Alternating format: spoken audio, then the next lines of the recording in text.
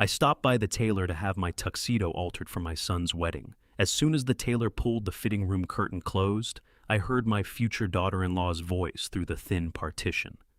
"What if he finds out?" she whispered. About that night, my son didn't answer right away. After a long pause, he said quietly, "Then we'll make sure he's not in any condition to find out." I stood frozen in front of the mirror, and what I heard next sent a chill down my spine. Before we go any further, I just want to say how grateful I am that you're here. Drop a comment and tell me what city or country are you watching from. I'd love to know how far this story has traveled. Some elements in this story are fictional, crafted for storytelling and reflection. Any resemblance to names or places is coincidental, but everything it's trying to tell you, that part matters. I have stood in front of juries. I have sentenced men to life in prison without the possibility of parole. I have read verdicts that made grown men collapse to their knees and weep on the courtroom floor. In 40 years on the federal bench, I trained myself never to let my hands shake. They were shaking now. I stood in the narrow corridor behind the main ballroom of the Grand Meridian Hotel, tucked between a catering cart and a wall draped in white linen, listening to 300 people laugh and clink glasses on the other side. The evening smelled like gardenias and warm bread and expensive perfume. Someone had spared no expense. That someone had been Cordelia, who had spent 3 weeks selecting centerpieces, debating chair covers, and tasting cake samples, all while knowing exactly what tonight was really going to be. I straightened my bow tie with 2 fingers and looked down at my hands. The left one had stopped trembling, the right one had not. Through the gap in the curtain, I could see the ballroom in full light ivory tablecloths, tall candles, cascades of white roses that Cordelia had specifically requested, because she said they were timeless. 312 guests, I had been told. Federal judges I had sat beside for decades. Partners from Boston's most prestigious law firms. City council members. A handful of journalists who had covered Rowan's career with the kind of admiration usually reserved for people who had actually earned it. And at the front of the room, on the low-lit stage framed by an arch of white flowers, stood my son. Rowan Mercer, 35 years old, shoulders back, jaw set, wearing a tuxedo that probably cost more than my first car. He was holding Annalise Ashcroft's hand. She stood beside him in a champagne-colored gown, her dark hair pinned back, with what I recognized as the pearl clips Cordelia had offered from her own jewelry box. Annalise had accepted them with both hands and a smile that could have won an Academy Award. I had practiced this moment in my head for 4 days. I exhaled slowly through my nose the way my doctor had taught me for blood pressure, and I stepped out from behind the curtain. The applause started before I reached the microphone. People were actually standing, and I saw the MC, a young man, whose name I had already forgotten, step aside with a gracious sweep of his arm, as though he were introducing royalty. I picked up the microphone. I looked out across the room. My eyes found Cordelia in the second it took to draw a breath. She was seated at the front table in a navy dress, her silver hair swept back, her hands folded in her lap so precisely that anyone watching would have thought she was calm. But I knew Cordelia. I had known her for 37 years. The tendons in the backs of her hands were tight. She was holding herself together the same way a person holds a cracked glass carefully, with both hands praying it doesn't give before they set it down. She met my eyes. She gave me the smallest nod. "Good evening," I said. My voice came out steadier than I felt. "Thank you for being here." The applause softened into attention. 300 pairs of eyes. 23 years ago, I said, Cordelia and I brought a 12-year-old boy home. He was thin, he was frightened, and he had nowhere else to go. A ripple went through the room, the soft collective sound of people preparing to be moved. I saw a woman at the third table press her fingertips to her lips. I saw a man I had clerked with 30 years ago lean toward his wife. "We didn't know his favorite color," I said. "We didn't know whether he liked eggs or hated them. We didn't know whether he would ever stop flinching when a door slammed too hard." I paused just long enough. But Cordelia looked at that boy, and she said, "He's ours." Cordelia's chin trembled, just once. Then it was still again. "What I believed for 23 years is that love was enough," I said.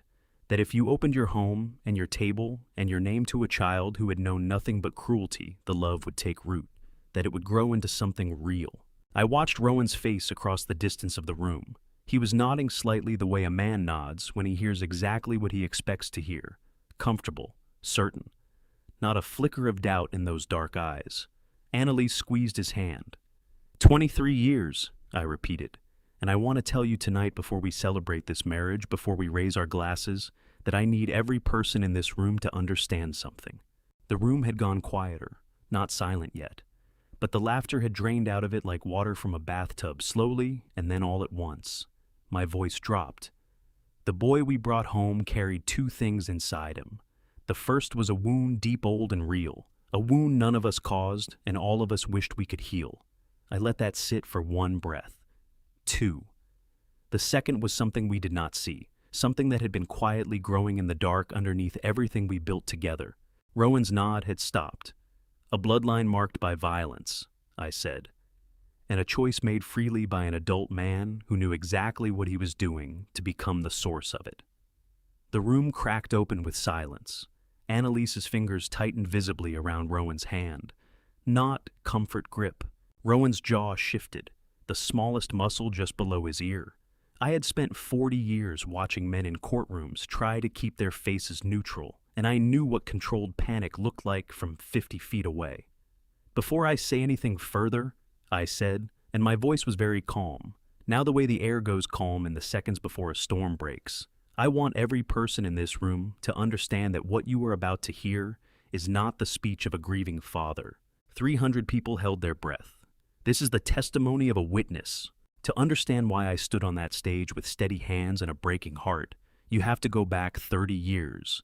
You have to go back to a Tuesday afternoon in October 1994 to the marble hallway outside Courtroom 7 of the John Joseph Moakley United States Courthouse in South Boston. And you have to understand what my wife did for me before I ever understood it myself. The Carano trial had lasted 11 weeks. Vincent Carano was the operating head of one of New England's most deeply rooted organized crime families, a man who had, according to federal prosecutors, ordered the deaths of 4 people and the intimidation of dozens more over a span of 15 years. I had presided over the trial with the kind of deliberate neutrality that federal judges are trained to maintain, regardless of what they feel in their chest at 3 a.m. The jury had deliberated for 2 days. They came back with guilty on all counts. I remember walking out of Courtroom 7 and thinking, this is what the law is for. The hallway outside was crowded. Press attorneys, law clerks, federal marshals, spectators who had queued for seats since early morning. Cordelia was somewhere behind me in that crowd she had attended every day of the final week of testimony, the way she always did for my largest cases, sitting in the gallery, in whatever color she had decided would help me feel grounded. That week, it had been a pale blue cardigan. She believed in small anchors. I shook hands with the lead prosecutor. I exchanged brief words with 2 colleagues who had stopped to offer congratulations.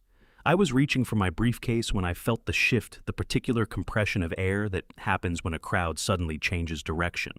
I turned. I never saw the gun clearly. I saw the light catch on something metal. And then I heard Cordelia's voice cut through the noise. Not a scream, just my name sharp and urgent, and something slammed into my left shoulder and spun me sideways into the wall. Except, it wasn't me. It was her. Cordelia had moved faster than I could have explained then, or now. She stepped in front of me, with both hands extended as though she were simply trying to get my attention, and the bullet that had been angled at my chest found her right shoulder instead. The sound of the shot in that marble hallway was enormous. The crowd came apart in every direction. A federal marshal was already shouting into his radio. Someone was screaming, and Cordelia was on the floor, and I was on my knees beside her, and my hands were shaking so badly I could barely hold her. Cordelia! My voice came out wrong, too high, too thin, nothing like the voice I used in a courtroom. Look at me! Don't close your eyes! Her face was white. There was blood spreading dark and fast across the right side of her blouse, soaking through the pale blue of her cardigan. But her eyes were open. They found my face immediately. "You're still here," she said. Her voice was breathless but steady. "That's all that matters." "Stop talking," I said. "Just Cordelia, stop talking and stay with me." "Alistair!" She reached up with her left hand and pressed it against my jaw. Her fingers were cold and trembling, but her grip was firm. "You're alive," she whispered, her voice barely holding together. "That's enough. That's all that matters. The paramedics arrived in under 4 minutes. I know because I counted every second of those 4 minutes while I knelt on the marble floor of a federal courthouse, pressing both hands against my wife's shoulder and trying to remember every piece of medical knowledge I had ever accidentally absorbed. She was in surgery for 3 hours. I sat in a waiting room at Mass General that smelled like old coffee and floor wax and did not speak to anyone. I had called Cordelia's sister. I had spoken briefly to a federal agent. After that, I sat in a plastic chair and stared at a clock on the wall and waited. The surgeon was a compact man with reading glasses pushed up on his forehead, who came out and told me that Cordelia was stable, that the bullet had been removed, that there had been no damage to the spine or the subclavian artery, and then he paused in the particular way that doctors pause when they are not finished. Mr. Whitmore. He said there was hemorrhaging. The trauma was significant. We were able to address it surgically, but I have to be honest with you. He folded his hands in front of him. Your wife will not be able to carry a pregnancy to term. The damage to the surrounding tissue is too extensive. The clock on the wall kept moving. I'm very sorry, he said. I thanked him. I don't know why I thanked him. I sat back down in the plastic chair, and I put my face in my hands for the first time in as long as I could remember. Cordelia was awake when they let me in. Her right arm was immobilized, her face was the color of old paper, and there was a bruise already forming along her collarbone.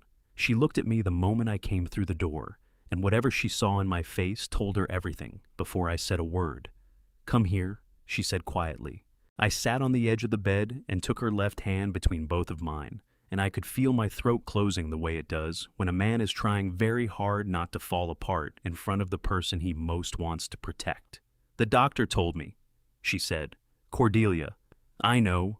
Her fingers pressed against mine. I already know, Alistair. I'm so sorry. The words came out thick and useless. This is because of me. My case, my... Stop. Her voice was soft, but she meant it. Stop that right now. We wanted children, I said. You wanted... Then we'll find one, she said, simply, without hesitation. As if it were not a devastation at all, but merely a different direction. She looked at me with those gray eyes that had never once flinched from any hard thing, and she said, if we can't have one born to us, then we'll love one that nobody else is loving. We'll find a child that the world has already given up on. And we will love that child so completely that it won't matter. She said it like it was the simplest thing in the world. For 30 years, I believed her. I believed us. I believed that love of that quality, that fierce, deliberate, chosen love, was enough to rewrite any story.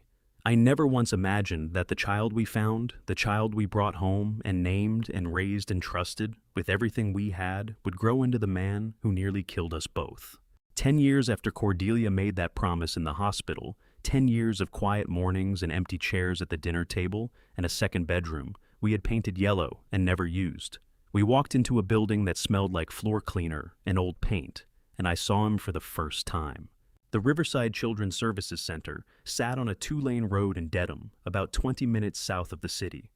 It was a low brick building with a parking lot that needed repaving and a sign out front that had lost one of its letters sometime in the previous decade.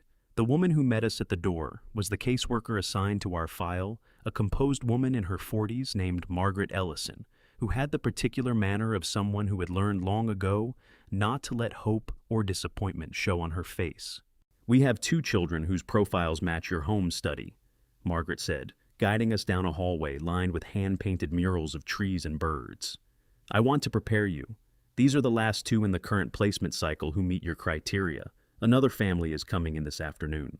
Cordelia's hand found mine and held it. The room Margaret led us into was a common area, linoleum floors, plastic chairs in primary colors, a bookshelf with broken spines and missing pieces from board games, fluorescent light overhead, a window with safety glass that turned the afternoon sun into something flat and gray. There were 2 children.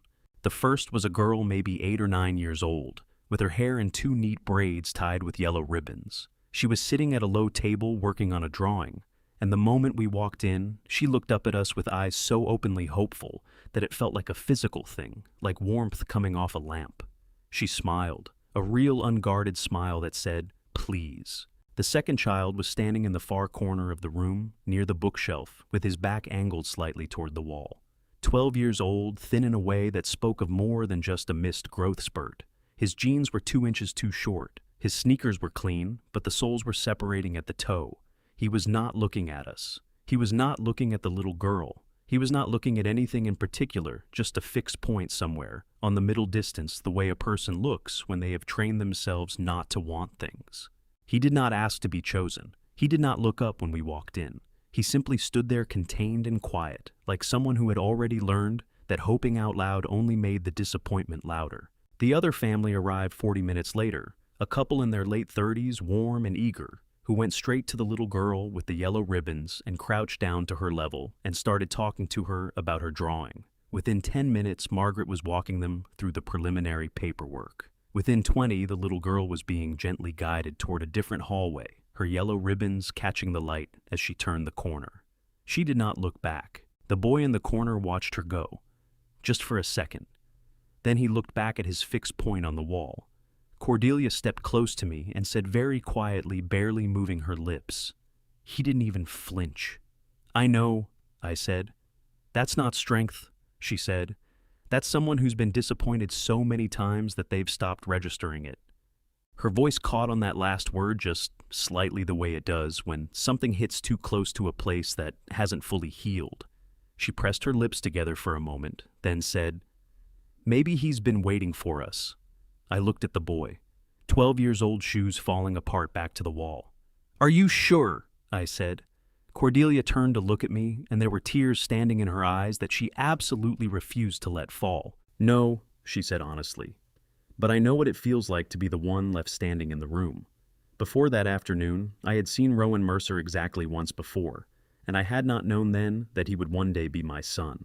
It was during a family court session I had attended in a professional capacity 3 weeks earlier, accompanying a colleague who was consulting on a jurisdictional matter involving a related federal case. Juvenile court proceedings in Massachusetts are typically closed to the public, but I had been present as a credentialed observer. I had not intended to watch any individual case closely. Then I saw the boy. He was brought into the courtroom by a caseworker and seated at a small table with a court-appointed attorney who looked harried and kept checking his phone. The boy's hands were visible on the table in front of him, and even from where I sat, the scarring was unmistakable. Old marks healed over in ridges of pale tissue running across the backs of his knuckles and up toward his wrists. The judge asked him if he had anything he wished to say. The boy looked at the surface of the table for a moment. Then he looked up. His voice was low, but it did not break. "I just wanted him to stop," he said. The courtroom was very still.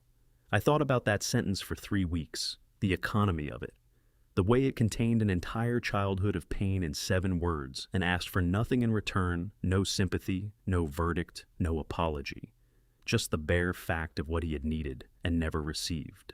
I found him 4 days after that afternoon, at Riverside, beneath the Warren Street Bridge on a Tuesday evening in late November, when the temperature had dropped to 31 degrees.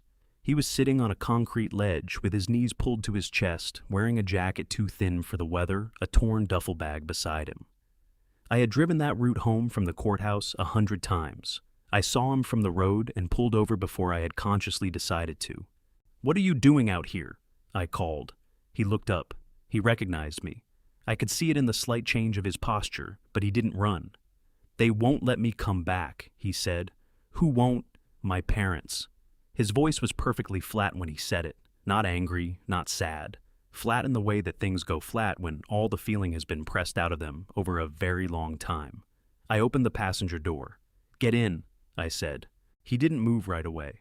He looked at the open door, then at me with the focused wariness of an animal that has been offered food by strangers before and learned that it sometimes comes with a cost. "Where are you taking me?" he said. "Somewhere with a hot meal," I said, "and a door that locks from the inside." Something shifted in his face.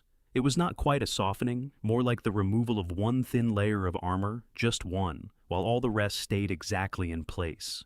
He picked up his bag and got into the car. He got into the car without another word, and I pulled back onto the road, and I remember thinking with absolute certainty, this is what it feels like to save someone.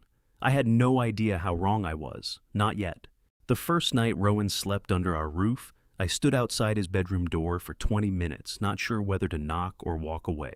I could hear nothing from inside, no television, no movement, no sound at all. Just the particular quiet of a child who has learned to take up as little space as possible because taking up space had always come at a cost. I raised my hand to knock twice. Both times I lowered it again. Eventually Cordelia appeared at the end of the hallway, and her robe looked at me standing there with my fist half raised and pressed her lips together in the way she did when she was trying not to smile at me. "Come to bed, Alistair," she said softly. "He knows we're here. That's enough for tonight." She was right. She was almost always right about things like that. The house felt different with him in it. Heavier somehow, and at the same time more alive the way a room feels when someone has opened a window that's been shut for years. The first morning I came downstairs to find Rowan already seated at the kitchen table, fully dressed backpack beside his chair. Hands folded on the surface in front of him, as though he were waiting to be told what happened next. Cordelia was at the stove making eggs, and our dog Duke, still young, then all paws and boundless enthusiasm, was circling Rowan's chair with the indiscriminate affection that only dogs apply to everything in their radius. Rowan was not petting him. He was watching him with a kind of careful attention, the way you watch something you are not sure you are allowed to touch.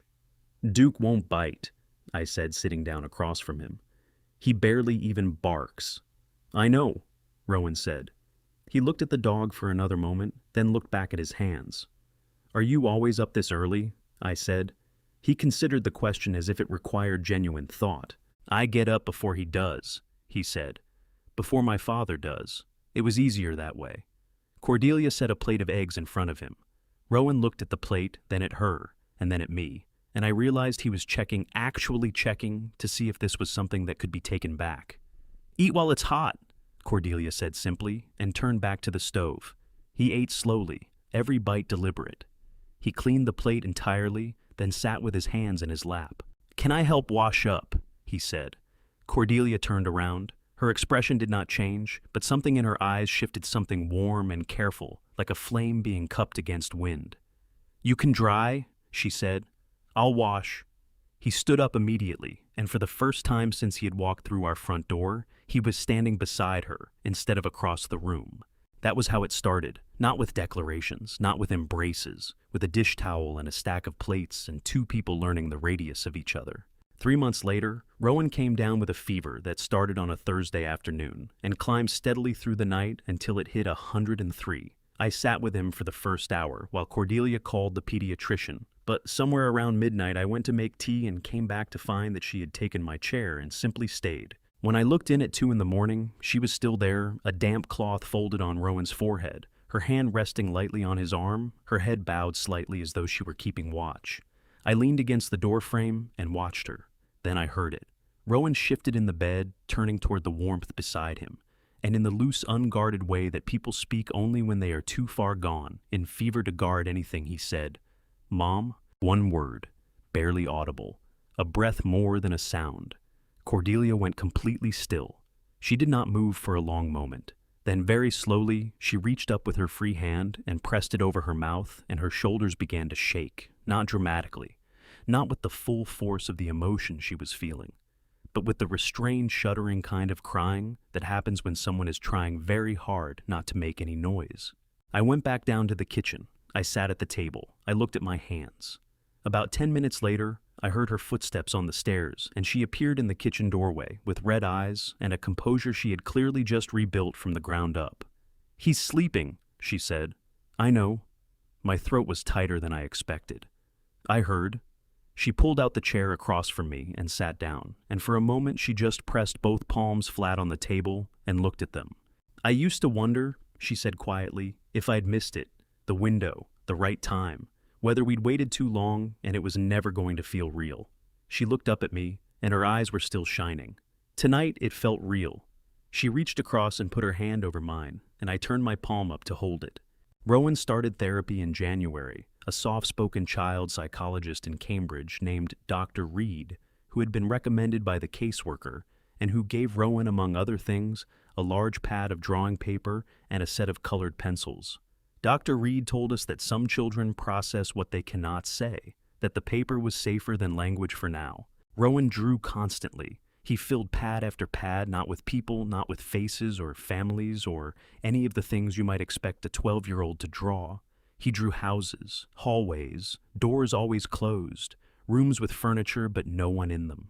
Cordelia collected every single drawing and kept them in a wide, flat wooden box on the top shelf of her closet.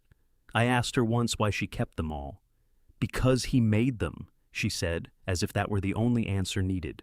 She thought the drawings were proof that he was healing, that each closed door was one he was working up the courage to open. I thought the same. We were both looking at the same pictures, and we were both seeing something completely different from what was actually there. There were things about Rowan's past that we learned slowly piece by piece through his therapist's careful reports. Dr. Reed shared with us only what was clinically relevant and what Rowan had given permission to share, which in those early years was not very much. Children who have survived certain kinds of households learn early that information is currency, and they do not spend it freely. There were other things we never fully learned at all, not until it was far too late, and a man named Samuel Hayes laid a reconstructed timeline across my kitchen table and showed me, document by document and witness account by witness account, exactly what kind of childhood had produced exactly the kind of man who could do what Rowan did. What I am about to tell you, I did not witness. I pieced it together from Dr. Reed's session notes, from Rose Cole's written statement during the investigation, and from 2 conversations with Rowan himself, one from years earlier that I had not understood at the time, and one I will never forget. The house on Dorchester Avenue where Rowan grew up was a 1-story rental with yellowed walls and a front porch that leaned slightly to the left. Victor Cole worked intermittently at a shipping warehouse in Quincy and drank steadily regardless of whether he was working or not. Rose Cole was thin in the way that people go, thin when they are always a little bit afraid, shoulders curved inward steps, 2 careful eyes that checked the room before she finished a sentence. Rowan learned very early to be small, to eat quickly, to stay out of Victor's line of sight after 6 in the evening, to sleep lightly. One night when Rowan was about 9 years old, Rose slipped into his room after Victor had fallen asleep and tucked a bread roll under his pillow, left over from dinner, the kind of small secret act of care that costs a mother nothing and everything at the same time. Victor found it the next morning. He pulled it out from under the pillow and held it up, and his voice came out low and contemptuous, the tone of a man who has decided that softness is a disease. "What is this?" he said. Rose stood in the doorway, her hands clasped in front of her. "He was still hungry," she said. "He's just a child, Victor." Victor set the bread roll down on the nightstand with a deliberateness that was somehow more frightening than if he had thrown it. "You want to know what coddling does," he said. "It makes weakness. You want him growing up soft, waiting for someone to hand him things." He turned to look at Rowan, who was sitting on the edge of the bed in his school clothes perfectly still. "If he's hungry, he'll figure out how to earn it. That's how the world works. The world doesn't care about hungry." Rose's voice shook, but she held her ground. "He's 9 years old. I know how old he is." Victor's voice dropped to something flat and final. "The world doesn't go easy on the weak, Rose. Better he learns that here than out there where it'll cost him more." Rowan sat on the edge of the bed and watched his mother try to hold a line she didn't have the strength to hold. He watched Victor win without raising his voice. He watched Rose fold, not because she didn't love him, but because she was afraid, and fear is stronger than love in a house like that one. And somewhere in a 9-year-old's chest, a sentence took root: "The world doesn't go easy on the weak." 3 years later, after the court appearance, after the system finally intervened, Victor and Rose told Rowan he could not come back. It was raining. November, cold enough to see your breath, cold enough that the wet soaked through to the skin within minutes. Rowan walked with his torn duffel bag and his disintegrating sneakers, and he did not look back at the house. He heard her before he heard her footsteps. Rose was calling his name, breathless, running through the rain in her house slippers with something clutched to her chest. She caught up with him at the corner and thrust a pair of old work boots toward him, scuffed the leather, cracked at the toe, but solid. Waterproof. Things that would actually keep out the cold. "Take these," she said. Her voice was coming apart at the edges. "The road is long." Rowan looked at her. 12 years old, soaked to the bone, and something in his face had gone very still in a way that had nothing to do with cold. "Aren't you coming with me?" he said. Rose's face crumpled. Her mouth opened and closed, and no sound came out for a moment that lasted too long. She was not coming. They both knew it. She had already made her choice, and it was the same choice she had always made, and Rowan had known she would make it even as he asked. "So you're just like him," Rowan said. His voice was quiet, precise, the voice of someone delivering a verdict, not an accusation. "You always were." "Rowan, I'm sorry." He took the boots from her hands. "Keep your apology. Save it for someone who still needs it." He turned and walked into the rain. He did not cry. That was what Rose told Samuel Hayes 23 years later in a written statement she submitted voluntarily. She said she stood on the corner and watched him go, and she kept waiting for his shoulders to shake, for him to stop walking, for some sign that he was still a child who could be broken open by this. His shoulders never shook. His stride never slowed. He walked out of sight as if he had somewhere to be. I found those boots years later, not the night he came to us, not in the early years, but much later when I was looking for something in the back of his closet. They were there on the floor, behind a box wrapped in a piece of cloth, the leather split and gray with age. Still there. Still kept. I held them and felt something loosen in my chest. I thought he had kept them because somewhere underneath everything he missed her. I thought it was grief wrapped in cracked leather. I was wrong about that too. By the time Rowan graduated from Boston University School of Law, I had genuinely run out of words to describe how proud I was, which, looking back now, might have been exactly the problem. Rowan had enrolled at BU Law in the fall of 2011, at 22 years old, 9 years after the night I had picked him up from beneath the Warren Street Bridge. He had spent those 9 years becoming someone that neither Cordelia nor I could have predicted from the boy who had stood in that children's center with his back against the wall. He was disciplined. He was focused. He read everything remembered, everything argued precisely and without heat. His professors called him exceptional. His classmates found him magnetic. And he had the quality rarer than intelligence and more dangerous than ambition of always knowing exactly what a room needed to hear. He graduated in May of 2014, top of his class, on a day so clear and warm that the BU campus looked almost theatrical in the late spring light. I shook his hand on the steps after the ceremony. Cordelia was beside me, already pressing a handkerchief to the corners of her eyes with one hand and squeezing Rowan's arm with the other. "You did it," I said. "You've come so far from where you started." Rowan smiled, that measured, composed smile he had been perfecting for years. "I had good teachers," he said. "Everything I am, I owe to the two of you." Cordelia let out a short, bright sound that was halfway between a laugh and a sob, and pulled him into a hug that he returned with both arms and exactly the right amount of warmth. I shook his hand again. It was firm and dry and perfectly still. Not cold exactly, but not warm either, the handshake of someone who has mastered the form of the gesture without quite inhabiting the feeling behind it. I told myself I was being sentimental.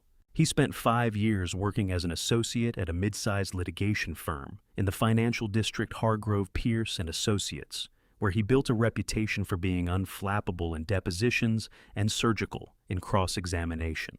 In the spring of 2019, Cordelia and I helped him open his own office. Mercer Law occupied the 12th floor of a building on the Congress Street, with floor-to-ceiling windows that looked out over Boston Harbor.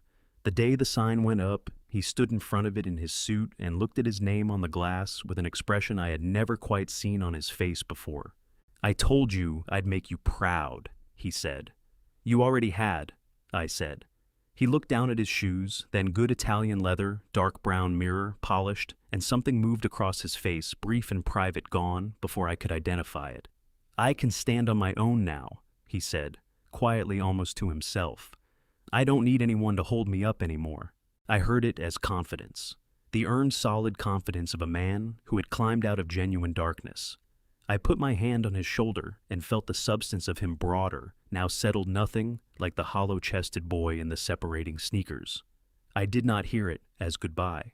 That October, Rowan invited Cordelia and me to a financial and legal symposium at the Four Seasons Boston on Dalton Street, an annual gathering of attorneys, financial advisors, and institutional investors that Mercer Law had begun sponsoring. Cordelia declined. She had a prior commitment with her sister. I went alone in the interest of showing support. It was there that I first saw Annalise Ashcroft. She was standing near the bar in a dark green dress, holding a glass of sparkling water rather than wine, I noticed that, and speaking with two men in the unhurried, slightly elevated way of someone who is perfectly comfortable being the most capable person in any given room. Rowan introduced us sometime after 9. "Dad, this is Annalise Ashcroft," he said. "She runs the alternative investment division at Callaway Capital, one of the sharpest financial minds in the room." She extended her hand. "It's an honor to meet you, Judge Whitmore," she said. "Though I understand it's retired judge now." "Just Alistair is fine," I said. Her grip was firm, and her fingers were cool, and she held the handshake a fraction of a second longer than convention required, not flirtatious, nothing like that.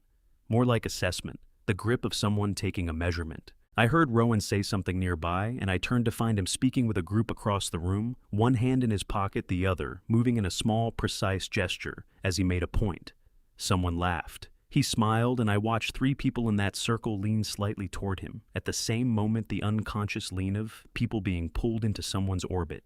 Then I heard Annalise say from beside me, "He's extraordinary, isn't he?" I looked back at her. "He is," I said. She was watching Rowan with an expression I could not entirely read. Not admiration exactly. Something more specific than that. The way a chess player looks at a piece they have just decided how to use. "Justice," she said with a slight lift at the corner of her mouth. "Must look different when it's the family business." "I wouldn't call it that," I said. She turned to look at me with those very steady dark eyes and said, "No. I suppose you'd call it a calling." She said it pleasantly. She smiled when she said it. There was nothing overtly wrong with any of it. But driving home that night on the expressway with the Boston skyline receding in my rearview mirror, I could not shake the feeling that something in that conversation had been slightly precisely off. Like a painting hung 1 degree out of level, not enough to name, but enough to feel. I told myself I was being unreasonable. She was accomplished, intelligent, and clearly engaged by Rowan in a way that seemed genuine.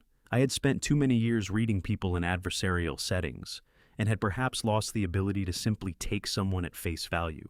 I've made better decisions on the bench than I made that night. We threw them an engagement party in the spring of 2022. Cordelia spent 3 weeks planning it. The menu, the flowers, the seating arrangement, which of her good tablecloths had enough room for 14 people, and which one she had been saving for an occasion exactly like this. I spent those same 3 weeks telling myself the unease I felt every time I thought about Annalise Ashcroft was nothing more than old age making me suspicious of everything that moved. It was a Saturday in late April, warm enough to open the French doors onto the back terrace, and the tulips Cordelia had planted along the garden border were in full color, reds and yellows, and one aggressive shade of orange that she had ordered by mistake and kept anyway because she said it had spirit. About 40 people filled the dining room and spilled out onto the terrace. Colleagues, old friends, a few of Rowan's law partners, and at the far end of the main table in his wheelchair with a glass of sparkling water, and the particular stillness of someone who was listening to everything my father. Harold Whitmore was 97 years old. His back had curved with age, his hands moved slowly, and he needed the chair now for anything beyond short distances. But his eyes were the same as they had always been, dark and attentive and utterly without sentiment. The eyes of a man who had spent 9 decades watching people and had learned to read them the way other men read weather. He had not said much since arriving. He ate carefully, answered questions when addressed, and watched. Annalise was extraordinary that evening. She moved through the room with the natural ease of someone who had studied what warmth looked like and reproduced it flawlessly. She laughed at the right moments. She remembered details a colleague's daughter's recital, Cordelia's preference for chamomile over green tea. She took Cordelia's hands in both of hers when she arrived and said, "You have no idea what it means to us that you did all of this." And her voice was pitched at exactly the frequency that makes a person feel seen.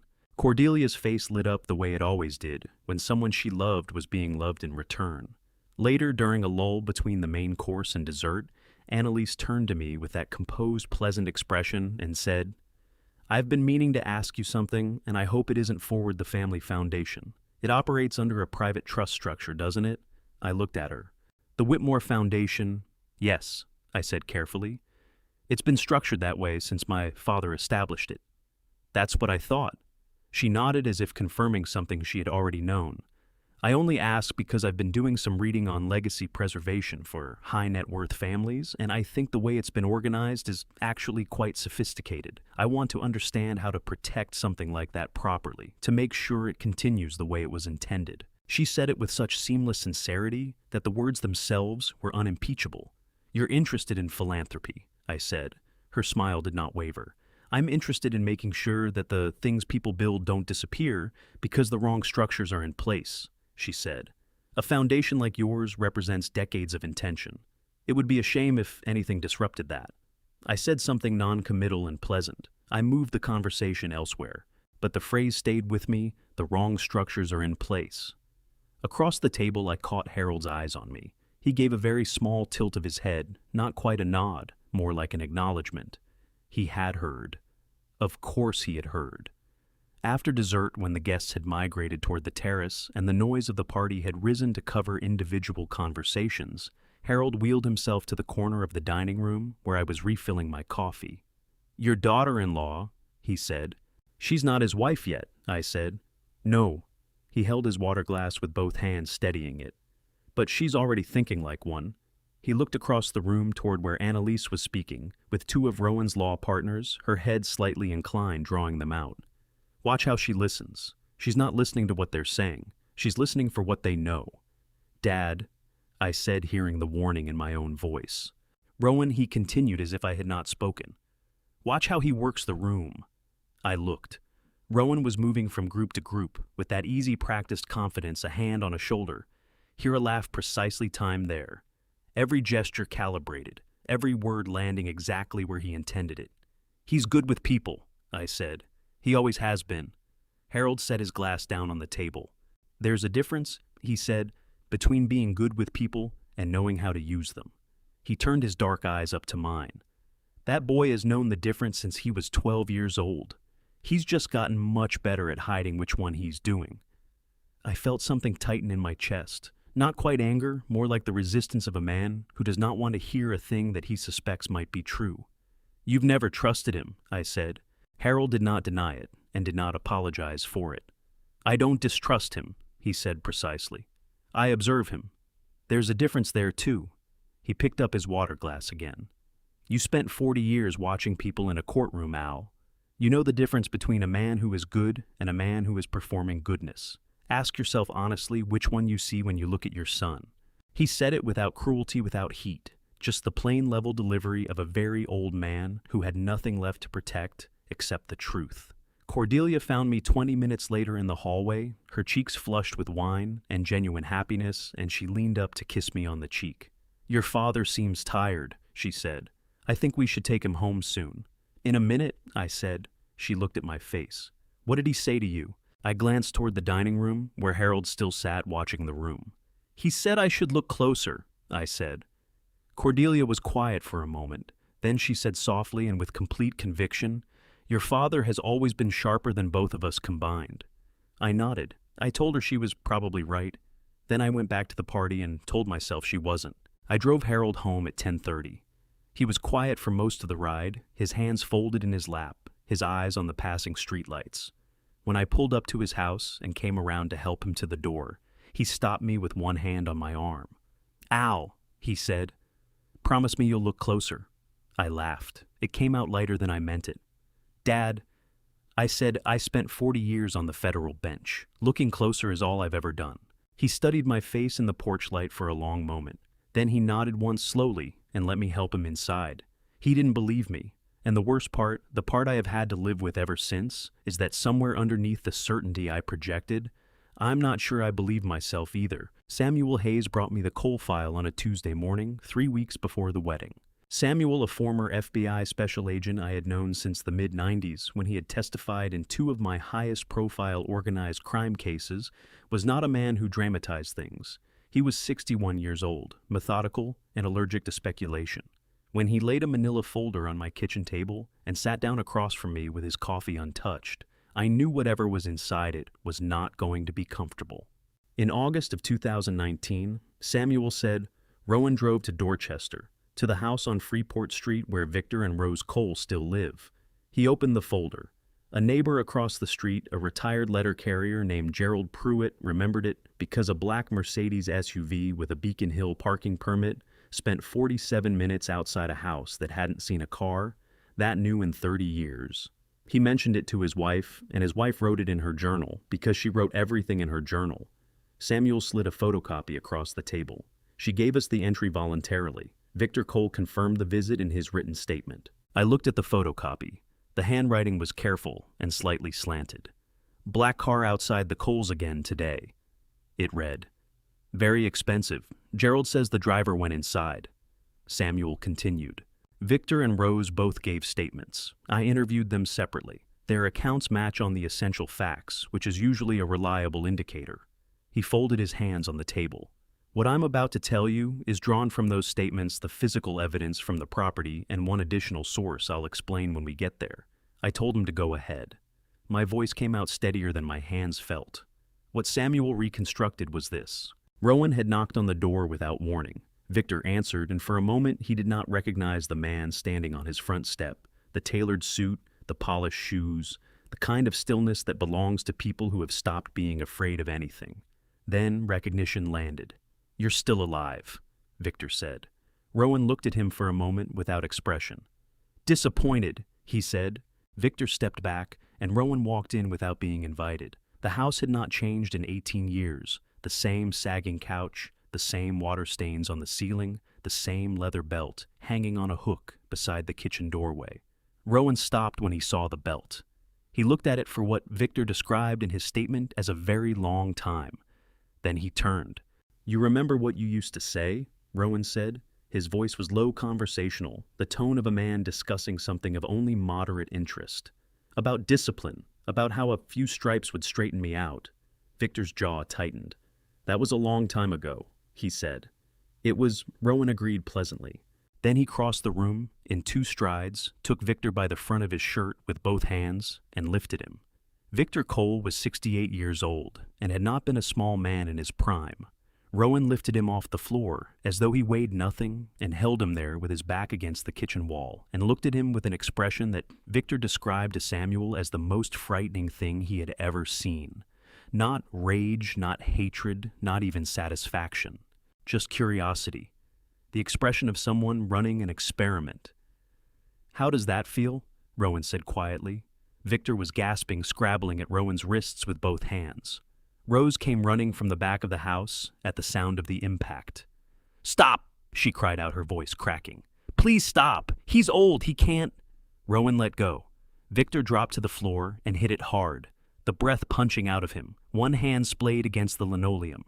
Rowan turned to look at Rose. She stood in the kitchen doorway in her house dress and slippers, her white hair loose around her shoulders, her face a map of every year of fear she had lived in this house. When he hit me, Rowan said, Where were you? Rose's mouth opened. Her hands came up in front of her, shaking as if she were trying to physically hold back whatever she was feeling. I was scared, she whispered. Rowan, You were scared, he said. He hit me, and you were scared. He locked me in the garage in January, and you were scared. He threw me against the wall when I was 9 years old, and you stood in that doorway. He pointed at the exact doorway where she was standing now. And you were scared. Rose was weeping openly, her shoulders heaving, tears running down the deep lines of her face. You were not a victim, Rowan said.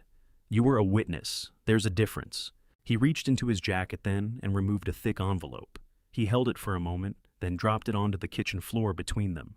$50,000 in banded cash, according to Victor's statement, though neither of them touched it that day.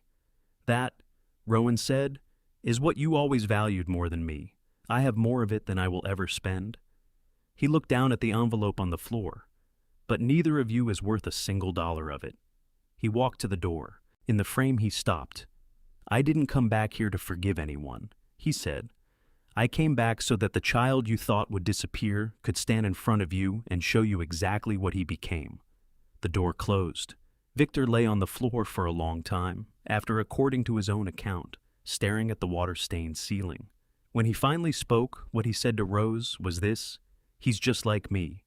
And Rose, still weeping, her voice ruined, and certain, said, No, he's worse, because you never knew what you were doing. He always does. Samuel closed the folder. He let the silence breathe for exactly 3 seconds, I counted, and then he picked up his coffee. I sat across from him and thought about a 12-year-old boy standing in a parking lot in the rain, holding a pair of cracked boots, watching his mother choose her fear over him. I had always believed what happened to Rowan in that house had broken something that love could repair. Sitting at my kitchen table in October 2024, I began to understand that I had been wrong about the nature of what had broken, and catastrophically wrong about whether it could be fixed at all. Victor Cole had not created a damaged man. He had created a blueprint, and Rowan had spent 30 years improving on the original design. We're about halfway through and things are about to take a turn nobody saw coming. Before we get there, drop a 9 in the comments if you're still here with me. I read every single one, and it genuinely keeps me going. A reminder, this story weaves in fictional elements for narrative depth. Some details may not reflect any single event. If that's not your kind of storytelling, no pressure to stay. But if you're curious where this goes, trust me, you'll want to. My father was 99 years old, and he had never once in his life called for help. Not when his hip gave out on the back steps 2 winters ago. Not when the chest pain woke him at 4 in the morning last spring, and he drove himself to urgent care and called me only after the EKG came back clean. Not in 99 years of living had Harold Whitmore raised his voice and asked another human being to come running.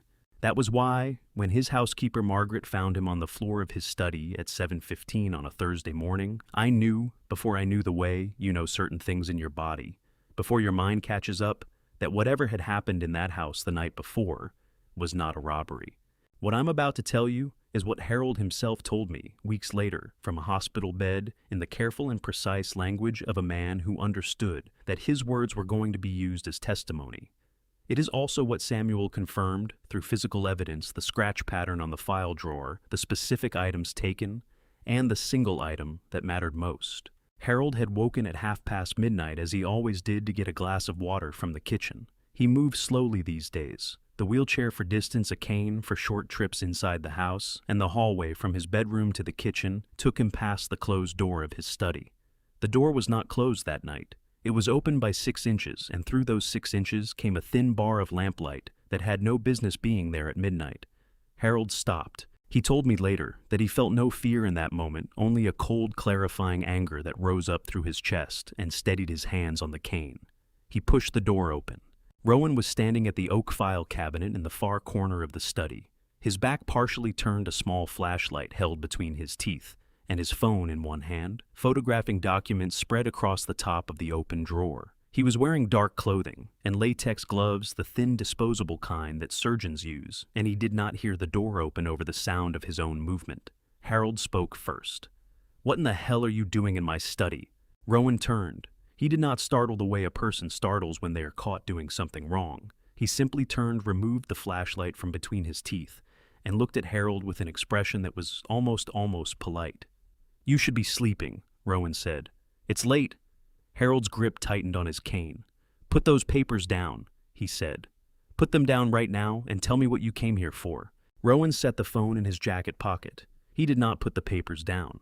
"I needed to look at something," he said. "It's nothing that concerns you. Everything in this room concerns me." Harold's voice shook not with fear, but with the effort of controlling a fury that was trying to get out of him too fast. "Those are foundation documents. Those are trust instruments with my signature on them, and you are standing in my home at midnight in surgical gloves." He jabbed the cane toward the drawer. "You're not looking. You're stealing." Rowan's expression did not change. That was the part that Harold kept returning to when he told me the story, not the words, but the absolute absence of shame or urgency in Rowan's face. "You're 99 years old," Rowan said, his voice dropping to something quieter and more deliberate. "You've had a long life, a good one. Don't make this harder than it needs to be." "I am going to wake my son," Harold said flatly. "I am going to call Alistair right now, and I am going to tell him every word of what I've seen tonight. Every single word." He turned toward the door. Rowan moved faster than a man his age should have been able to move, and he was at the door before Harold reached it, and his hand came down flat against the wood and pushed it shut. Harold turned to face him.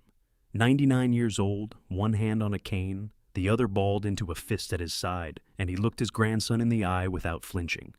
"You think your father saved you," Harold said. His voice had gone very quiet. He didn't. All he did was give something dangerous a better address. Something shifted in Rowan's face, the first genuine movement Harold had seen there. "He thought he was rescuing me," Rowan said. The pleasantness was gone now. What was underneath it was not anger. It was colder than anger. "He raised a monster. He just raised it in a nicer house."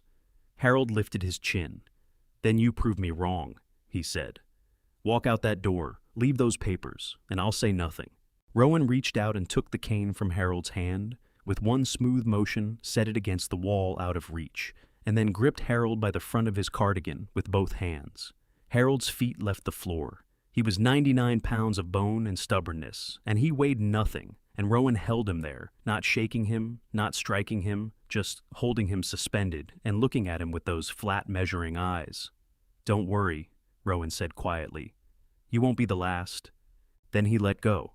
Harold hit the edge of the desk on his way down, and the floor came up fast, and the last thing he remembered was the sound of a drawer closing. When he was gone, according to what Samuel pieced together from the physical evidence, Rowan spent approximately 8 minutes staging the study. He scattered cash from the desk drawer. He took Harold's watch and 2 rings from the small box on the bookshelf. He left the file cabinet open and bent one of the drawer rails to suggest forced entry. And from beneath the false bottom of the center desk drawer, a hiding place Alistair himself had shown Rowan years ago, during a visit when Harold had proudly demonstrated his personal security arrangements. Rowan removed a small brass key on a leather cord. He locked the front door behind him with the spare key he had carried for 3 years. The police report said robbery. Cordelia pressed both hands to her mouth and said, "Oh, Dad."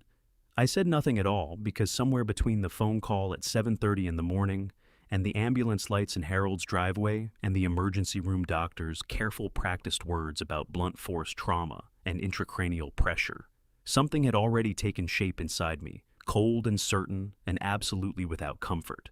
This was not a stranger who had done this. I just didn't know yet how to live with knowing it. There is a particular kind of grief that comes with watching your 99-year-old father breathe through a machine. It is not like other grief. It does not arrive with the sharp tearing quality of sudden loss. It comes in slowly, the way cold water rises first around your ankles, then your knees, then your chest. And by the time you realize how deep you are standing in it, you have already been there for hours. It is slower than other grief, and it is angrier, because there is nothing to do with the anger, no one to direct it at, not yet. Harold had been moved to the ICU at Brigham and Women's Hospital by 9 that morning. The attending physician, a composed woman in her 40s named Dr. Anita Carroll, who had the particular quality of being honest, without being blunt, met us in the corridor outside his room and walked us through what they knew. He sustained a significant blow to the back of the head, consistent with contact with a hard surface, she said. There's subdural bleeding, a collection of blood between the brain and the skull. We've stabilized him, but he's not conscious. At his age, the brain's ability to compensate for this kind of injury is limited. We're watching carefully. Cordelia's hand found my arm. Her fingers dug in hard enough that I felt it through my jacket sleeve, and I covered her hand with mine. "Will he wake up?" I said. Dr. Carroll held my gaze. "I want to be honest with you. I don't know yet. The next 48 hours will tell us more." Cordelia made a sound that she immediately swallowed back, a short, bitten-off sob that she was too proud and too frightened to let finish. I put my arm around her shoulders, and she leaned into me, her whole body rigid with the effort of holding herself upright.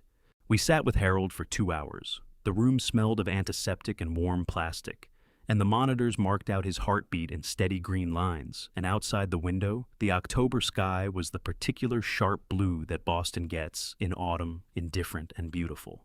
Rowan arrived at 11:15. He came in quickly, jacket slightly disheveled, as if he had left wherever he was in a hurry, and his face carried exactly the right expression, the tightened jaw, the reddened eyes, the controlled urgency of a man barely holding grief at arm's length.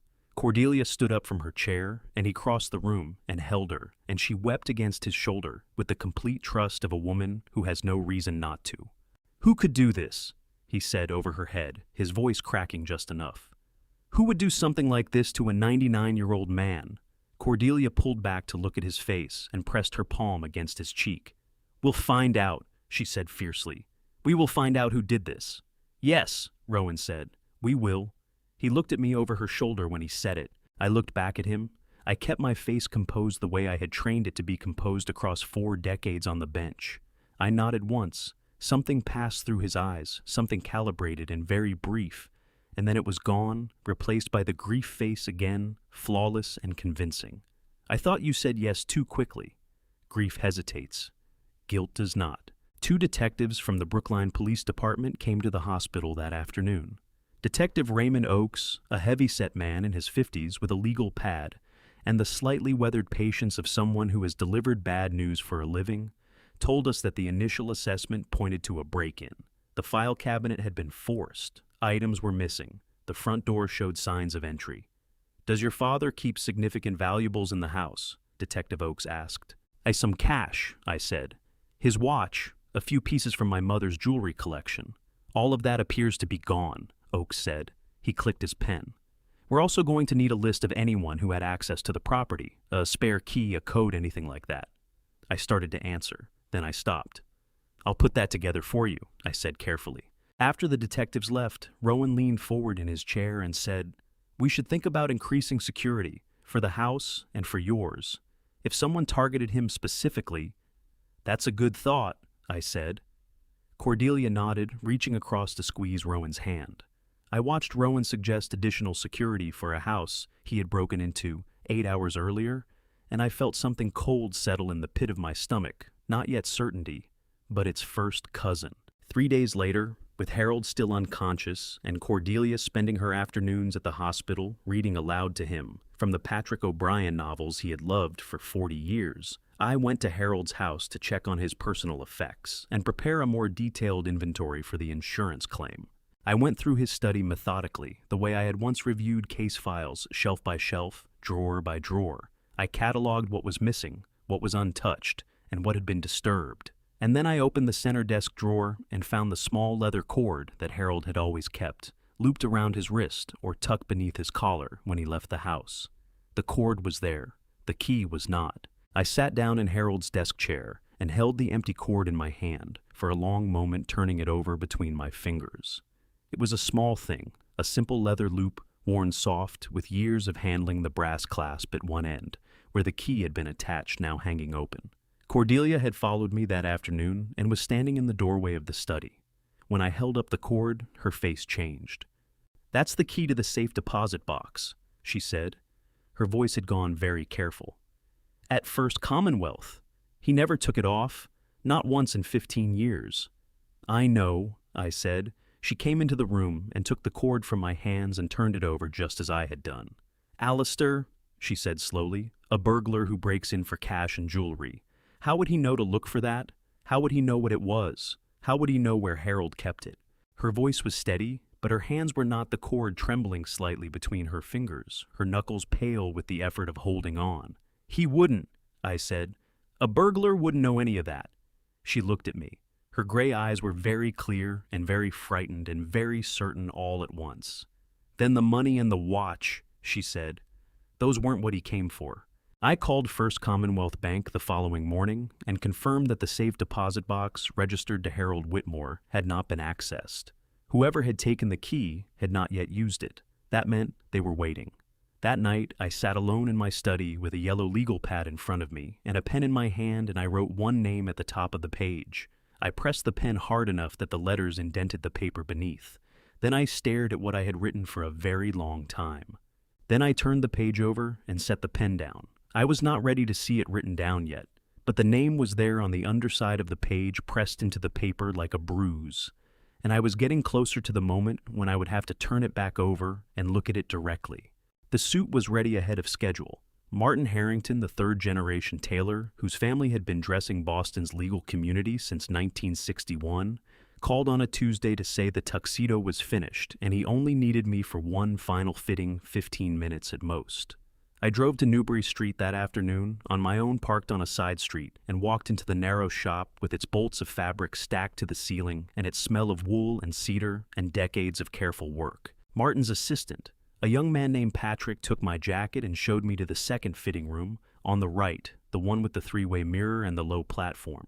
He pinned 2 points at the shoulder, told me the alterations had come out well, and said he needed to step into the back for the finishing chalk and would be no more than 5 minutes.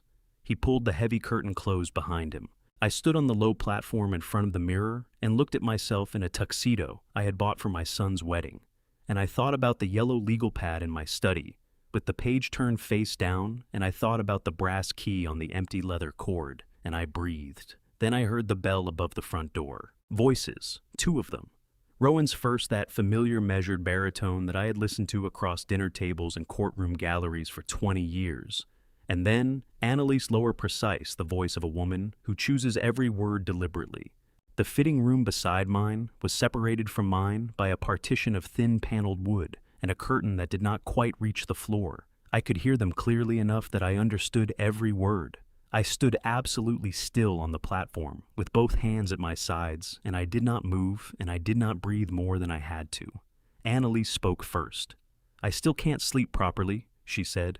"Every time I close my eyes, I think about what happened with his grandfather." There was a pause. Then Rowan said very calmly, "He's not dead. That's not the point." Her voice sharpened at the edges. "You put a 99-year-old man on the floor, Rowan." "He was going to talk," Rowan said. "He saw me in that study. What was I supposed to do? Apologize and leave?" My hands were cold. My heart had done something strange. It had slowed down instead of speeding up, as if my body understood that panic was a luxury I could not afford and had made the decision for me. "He could have died," Annalise said. "He didn't." "That's not Annalise." His voice dropped patient and final, the tone of a man explaining something simple to someone who should already understand it. "When he fell, I felt something. Do you want to know what it was?" A pause. "What?" she said. "Quiet," Rowan said. "That's what it was. When he stopped fighting, when he stopped being a problem, everything just went quiet. And I understood something about my father. He said it the way someone says something they have been sitting with for a long time and are finally ready to say out loud. I understood why he did what he did, not because he was cruel, because it works. When someone stops resisting you, everything becomes very simple. The fitting room was absolutely still around me. I was aware of the fabric of the tuxedo jacket against my arms. I was aware of the platform under my feet. I was aware of my own heartbeat, measured and slow, like a metronome counting down. Annalise's voice came back quieter now. "You're frightening me when you talk like that." "Don't be dramatic," he said. "I did what needed to be done. Now we move forward." "And your father," she said. "He's not like the old man. You can't just—" "No," Rowan agreed. "You can't be direct with a man like him. He's too careful, too experienced. A beat. But a 65-year-old man with a family history of high blood pressure, a heart that's been working harder than it should, the wrong medication interaction, the right herbal supplement added to the wrong cup of tea." His voice was completely neutral. "A death like that doesn't raise questions. It raises condolences."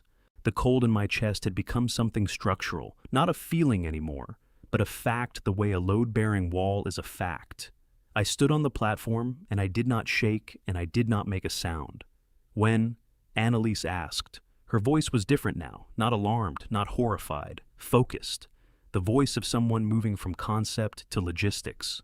"After the wedding," Rowan said, "once everything is signed, once I'm listed on the foundation documents as co-trustee, after that it becomes a natural progression. Grief does strange things to a man's health. Everyone knows that. And Cordelia will be devastated," he said. "And devastated people don't look closely at paperwork." Annalise made a small sound, not quite a laugh, something more controlled. "That's why I'm marrying you," she said. "I know," he said. The curtain on my side moved. Patrick had returned with his chalk and his soft measuring tape, and he pulled the curtain back with a cheerful apology for the wait.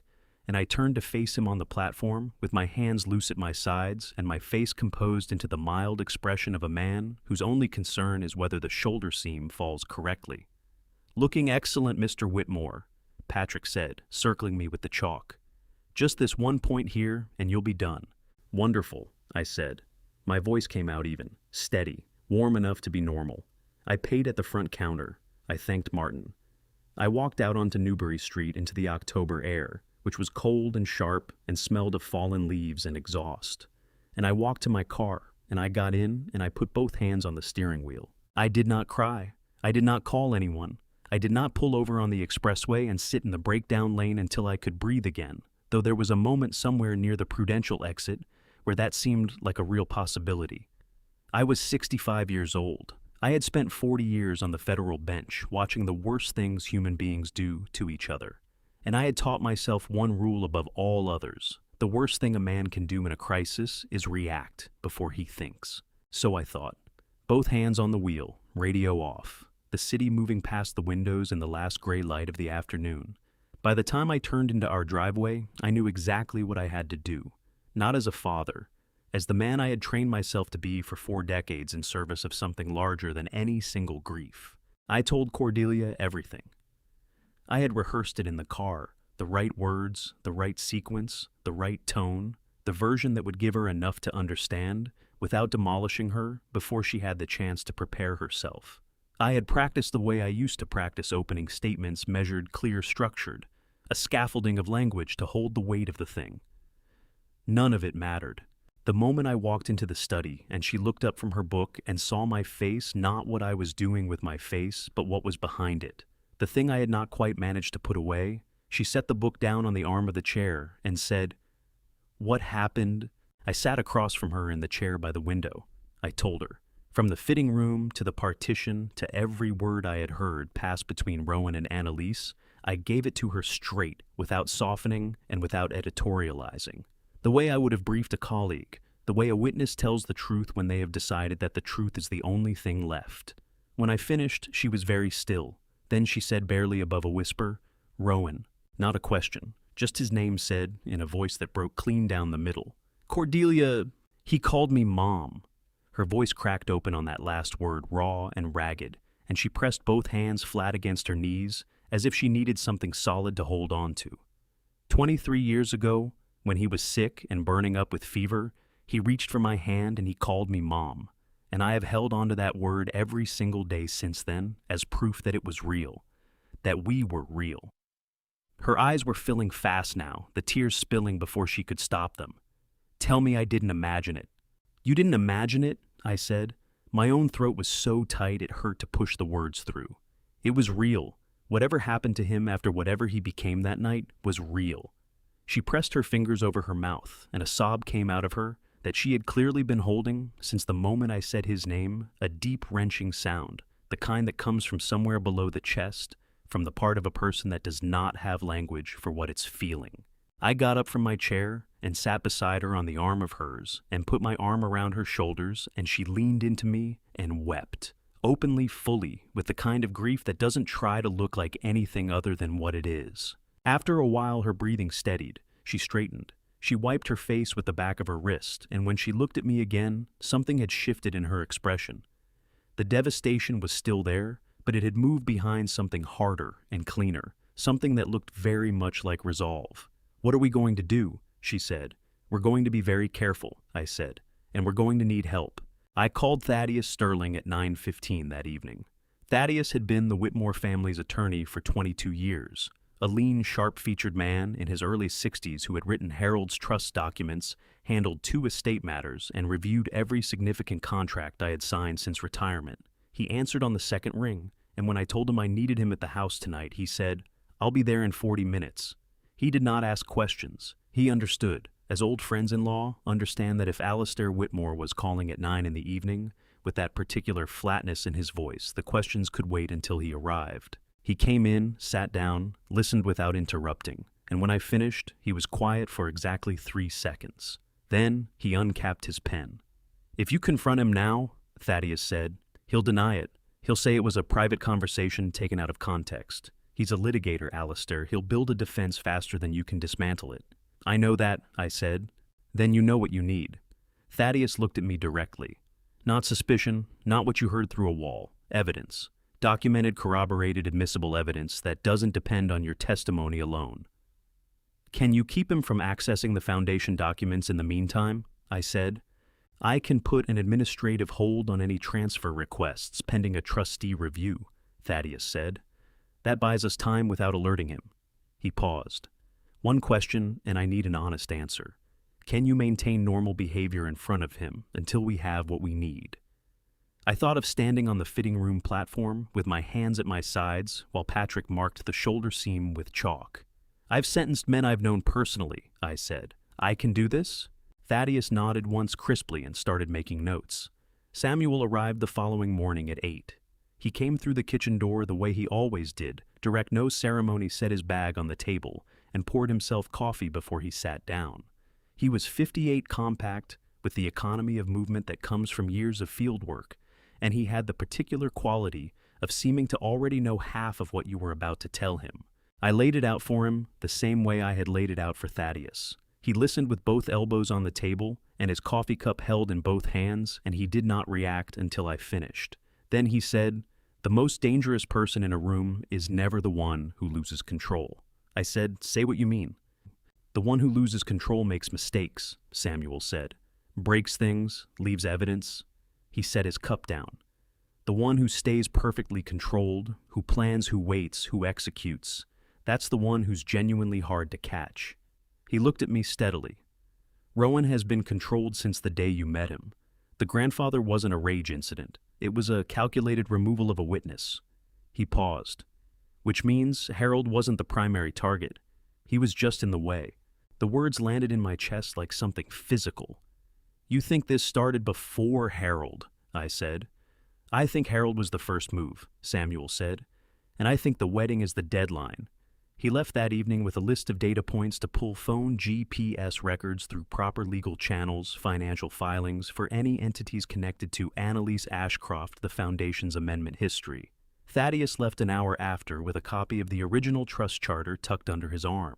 Cordelia and I sat at the kitchen table in the quiet they left behind. The clock above the stove read 11:47. Neither of us reached for anything to say because there was nothing adequate, only the particular exhaustion of people who have been holding something enormous and have just for the first time set it down long enough to breathe. She reached across the table and put her hand over mine. She did not say she believed me. She did not ask what came next. She simply covered my hand with hers and held it, and the warmth of that, the plain unadorned fact of her choosing to be beside me in this, was the only thing that night that felt like solid ground. While Samuel traced movements, Thaddeus traced paper. And what he found inside the Whitmore Foundation's amendment history was more frightening than anything on any security camera. He called me to his office on Beacon Hill 2 mornings after our late-night meeting, a 4th-floor walk-up on Chestnut Street that smelled of old books and radiator heat, and the particular mustiness of documents that had been filed and retrieved and filed again over decades. Thaddeus was already at his desk. When I arrived, his jacket off his sleeves rolled to the elbow, 3 separate folders spread open in front of him, with yellow sticky notes bristling from every edge. He did not offer coffee. He pointed at the chair across from him and started talking. "In the past 14 months, Thaddeus said, someone submitted 6 requests to the Foundation's administrative office for certified copies of the original trust instruments, the charter, the amendment protocols, the succession clause." He pushed one folder across the desk toward me. Every request was signed by Rowan Mercer, listed as a family representative. I opened the folder, Rowan's signature clean and consistent across 6 separate authorization forms. "He's been studying the structure," I said. "He's been doing more than studying." Thaddeus pulled a second folder forward. The succession clause in the original charter, Harold's language written in 1987, requires unanimous trustee approval for any amendment. There are currently 3 trustees, Harold Yu, and an independent trustee named Warren Gill at Gill & Associates. He tapped the page. 3 weeks ago, Harold's neurologist, presumably acting on someone's instruction, filed a preliminary capacity evaluation request with the probate court. If Harold is formally declared incapacitated, his trustee authority transfers automatically to the next designated successor. My chest tightened painfully. "Who is the designated successor?" I said, though some part of me already knew. "Rowan," Thaddeus said flatly. "Harold named him 8 years ago at Rowan's request during what Harold probably thought was a routine estate planning conversation." He folded his hands on the desk. He wasn't building a safety net for Harold. He was building a pipeline for himself. "And if I were also incapacitated," I said, "or gone." Then with Warren Gill, who is 74 years old, semi-retired, and has not actively reviewed foundation business in 6 years, Rowan would have effective unilateral control. Thaddeus looked at me steadily. He doesn't need to steal anything. He just needs to make the two of you legally disappear. I sat with that for a moment. Outside the window, Chestnut Street was bright with October light leaves coming down in slow spirals from the elms. Samuel called that same afternoon with his piece of it. I found the company, he said without preamble when I picked up. Ashcroft Capital Strategies, LLC, registered in Delaware 8 months ago. Listed purpose is investment advisory services. The registered agent is a law firm in Wilmington that specializes in privacy structures. A pause. The sole officer of record is Annalise Ashcroft. Rowan's name is nowhere on it, I said. Not anywhere visible, Samuel said. But the operating account received 3 wire transfers in the past 6 months from a holding entity that traces back to Mercer Law's business account. Another pause. Rowan knows the law. He knew exactly how to keep his name off the paperwork. But Annalise knows money. She knows how to move it in ways that look like nothing until you pull the thread. She's holding the map, I said. She drew it, Samuel said. They came 2 days later on a Thursday afternoon, when the light was going amber through the front windows, and Duke was asleep by the radiator, his gray muzzle resting on his front paws. Rowan called ahead. He always called ahead, that practiced courtesy, and said they were in the neighborhood and wanted to stop by with something for us. The something was a box of herbal tea, dark craft paper, a silk ribbon, a handwritten tag that said, Heart and Wellness Blend in careful script. Cordelia took the box with both hands and smiled with everything she had, and I watched her do it and felt something close to awe at the strength it required. You didn't have to do this, she said warmly. It was Rowan's idea, Annalise said, settling onto the sofa with her ankles crossed the picture of ease. He picked it out himself. Rowan set his coat over the arm of the chair and looked around the room with that familiar comfortable ownership, the look of a man in a space he considers partly his. It's good for circulation, he said pleasantly. And you've both been under so much stress with everything that happened to Grandpa Harold. I thought something calming might help. He looked at me. You especially, Dad. Your blood pressure. That's very thoughtful, I said. I watched Cordelia carry the box to the kitchen to make the tea. I sat across from Rowan and Annalise, and I made conversation about the wedding seating chart and the weather forecast for Saturday, and my heart rate was 48 beats per minute because I had decided it would be. When Cordelia returned with 2 cups on a small tray, I accepted mine with both hands and looked down into the pale gold liquid and thought with complete clarity, this is it. This is what it feels like to hold the thing that is meant to kill you. My right hand trembled, just slightly, just enough. The cup tipped. Tea spread across the coffee table in a slow steaming arc, pooling at the edge and dripping onto the floor. Duke's head came up immediately. He was 14 years old and moved slowly, but the smell of something warm and new reached him before anyone could react, and he crossed the room and lapped at the puddle on the floor with the uncomplicated enthusiasm of an old dog who has never once been given a reason not to trust the world.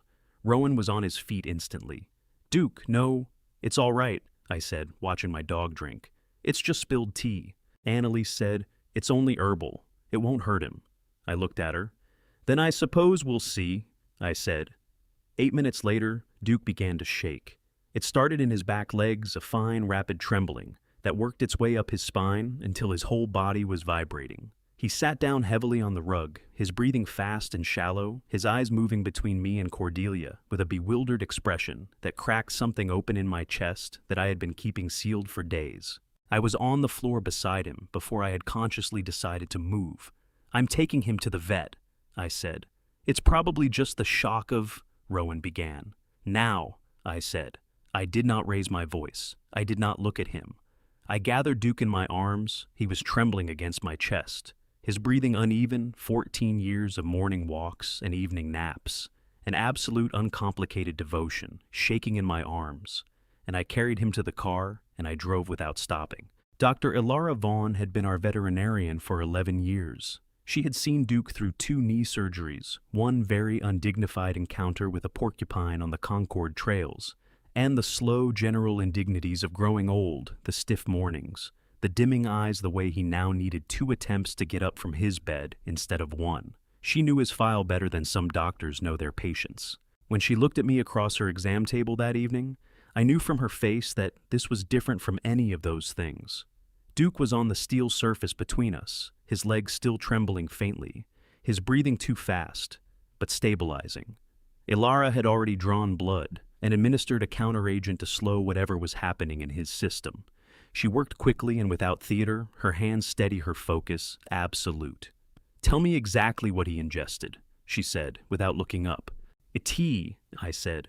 "Herbal tea. He lapped it off the floor after I spilled a cup. Maybe 2 or 3 tablespoons. Ilara's hands paused for half a second. Then she continued working. "How quickly did symptoms appear?" 7 or 8 minutes, I said. She looked up then. Her expression was carefully neutral, in the way that experienced clinicians make their faces neutral when they are managing their own reaction before they manage yours. "I'm going to run a full tox panel," she said. "I want to keep him overnight for monitoring." She picked up her pen. "The trembling and the respiratory distress this presentation isn't consistent with common household toxins or standard rodenticides. It's not antifreeze. It's not xylitol." She set the pen down. "It looks more like something that affects cardiac and nervous system function simultaneously." My throat tightened. "Something like what?" I said. "I don't want to speculate until I have the panel back," she said carefully. "But I'll tell you this. Whatever it was not designed for a 14-pound dog. The dose that hit his system is consistent with something formulated for a much larger body." I looked at Duke on the exam table. He was watching me with those cloudy brown eyes still trembling his tail, making one small, exhausted movement against the steel surface. 14 years. He had slept at the foot of our bed and barked at the mail carrier and pressed his gray head into Cordelia's lap every evening for 14 years. And he had never once in his life been given a reason to be afraid of a cup of tea in his own home. "Keep every sample," I said. "Everything you draw tonight, blood, anything else. I need you to document and preserve it. All of it." Ilara looked at me steadily for a moment. "Alistair," she said quietly. "Should I be calling someone?" "Not yet," I said. "I'll tell you when." She held my gaze for one more second, then nodded once and picked up her pen. Duke survived the night. The tox panel came back 4 days later, and Ilara called me at 8 in the morning and asked me to come in. I brought Cordelia.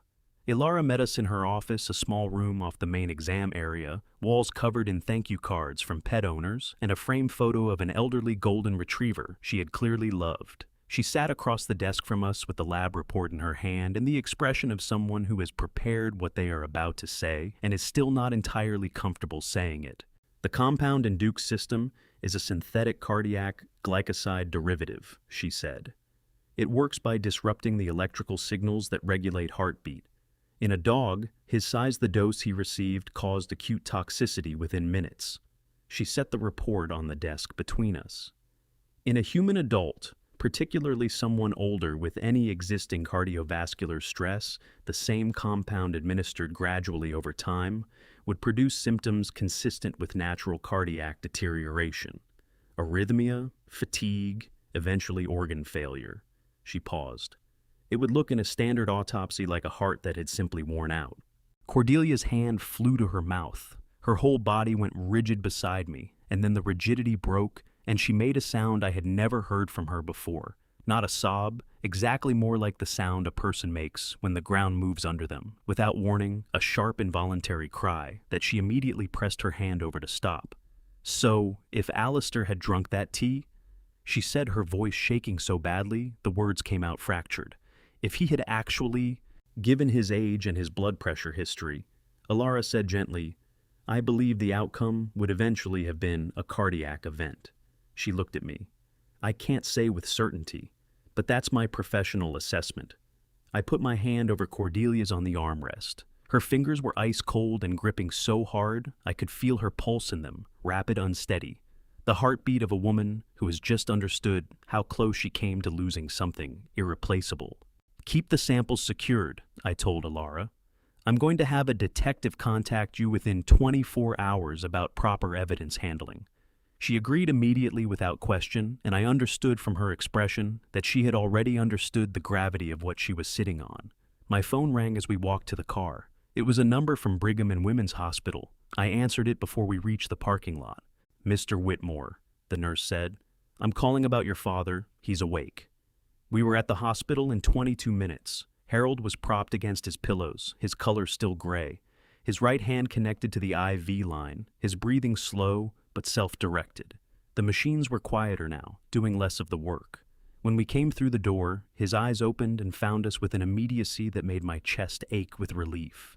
Cordelia went to him first, taking his hand in both of hers and pressing it to her lips, her eyes filling instantly. "Oh, Dad," she whispered. "We've been right here." Harold's mouth moved. His voice came out rough and thin, scraped raw by the tube that had been down his throat. "How long?" he said. 12 days, I said. I sat in the chair beside his bed and leaned forward, my forearms on the mattress. "Take your time. Don't push." He moved his head slightly, not quite a nod, an acknowledgement. "I remember," he said. His eyes, even in that diminished face, were still sharp. Still entirely Harold. "I remember all of it."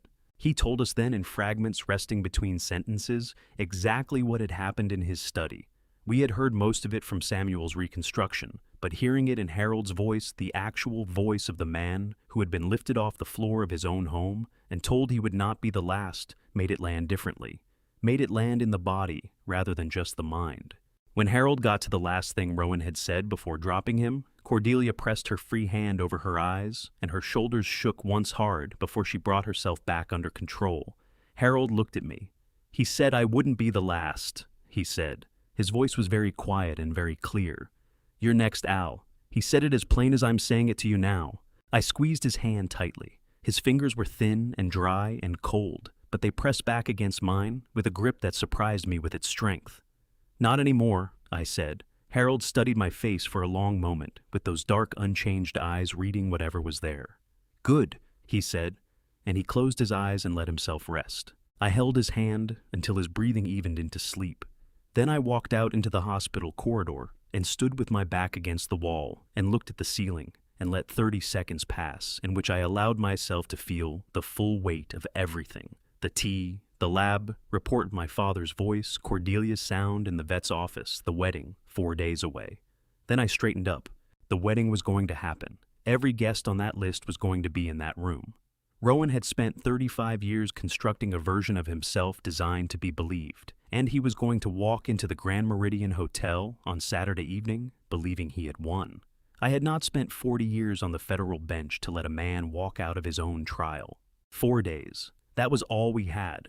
4 days to build a case tight enough to hold in front of 300 witnesses, because that was exactly what I intended, not a courtroom, but something that would last longer in people's memory than any verdict. Thaddeus arrived at the villa on Tuesday morning at 8 sharp. Samuel was 3 minutes behind him, still pulling his jacket on as he came through the side door. Cordelia had already brewed coffee. She wasn't drinking. I closed the study door, pulled the curtains, and we sat down. "Let me be direct about what I need," I said. "I need this structured like a proceeding, evidence introduced in sequence. No emotion before the facts.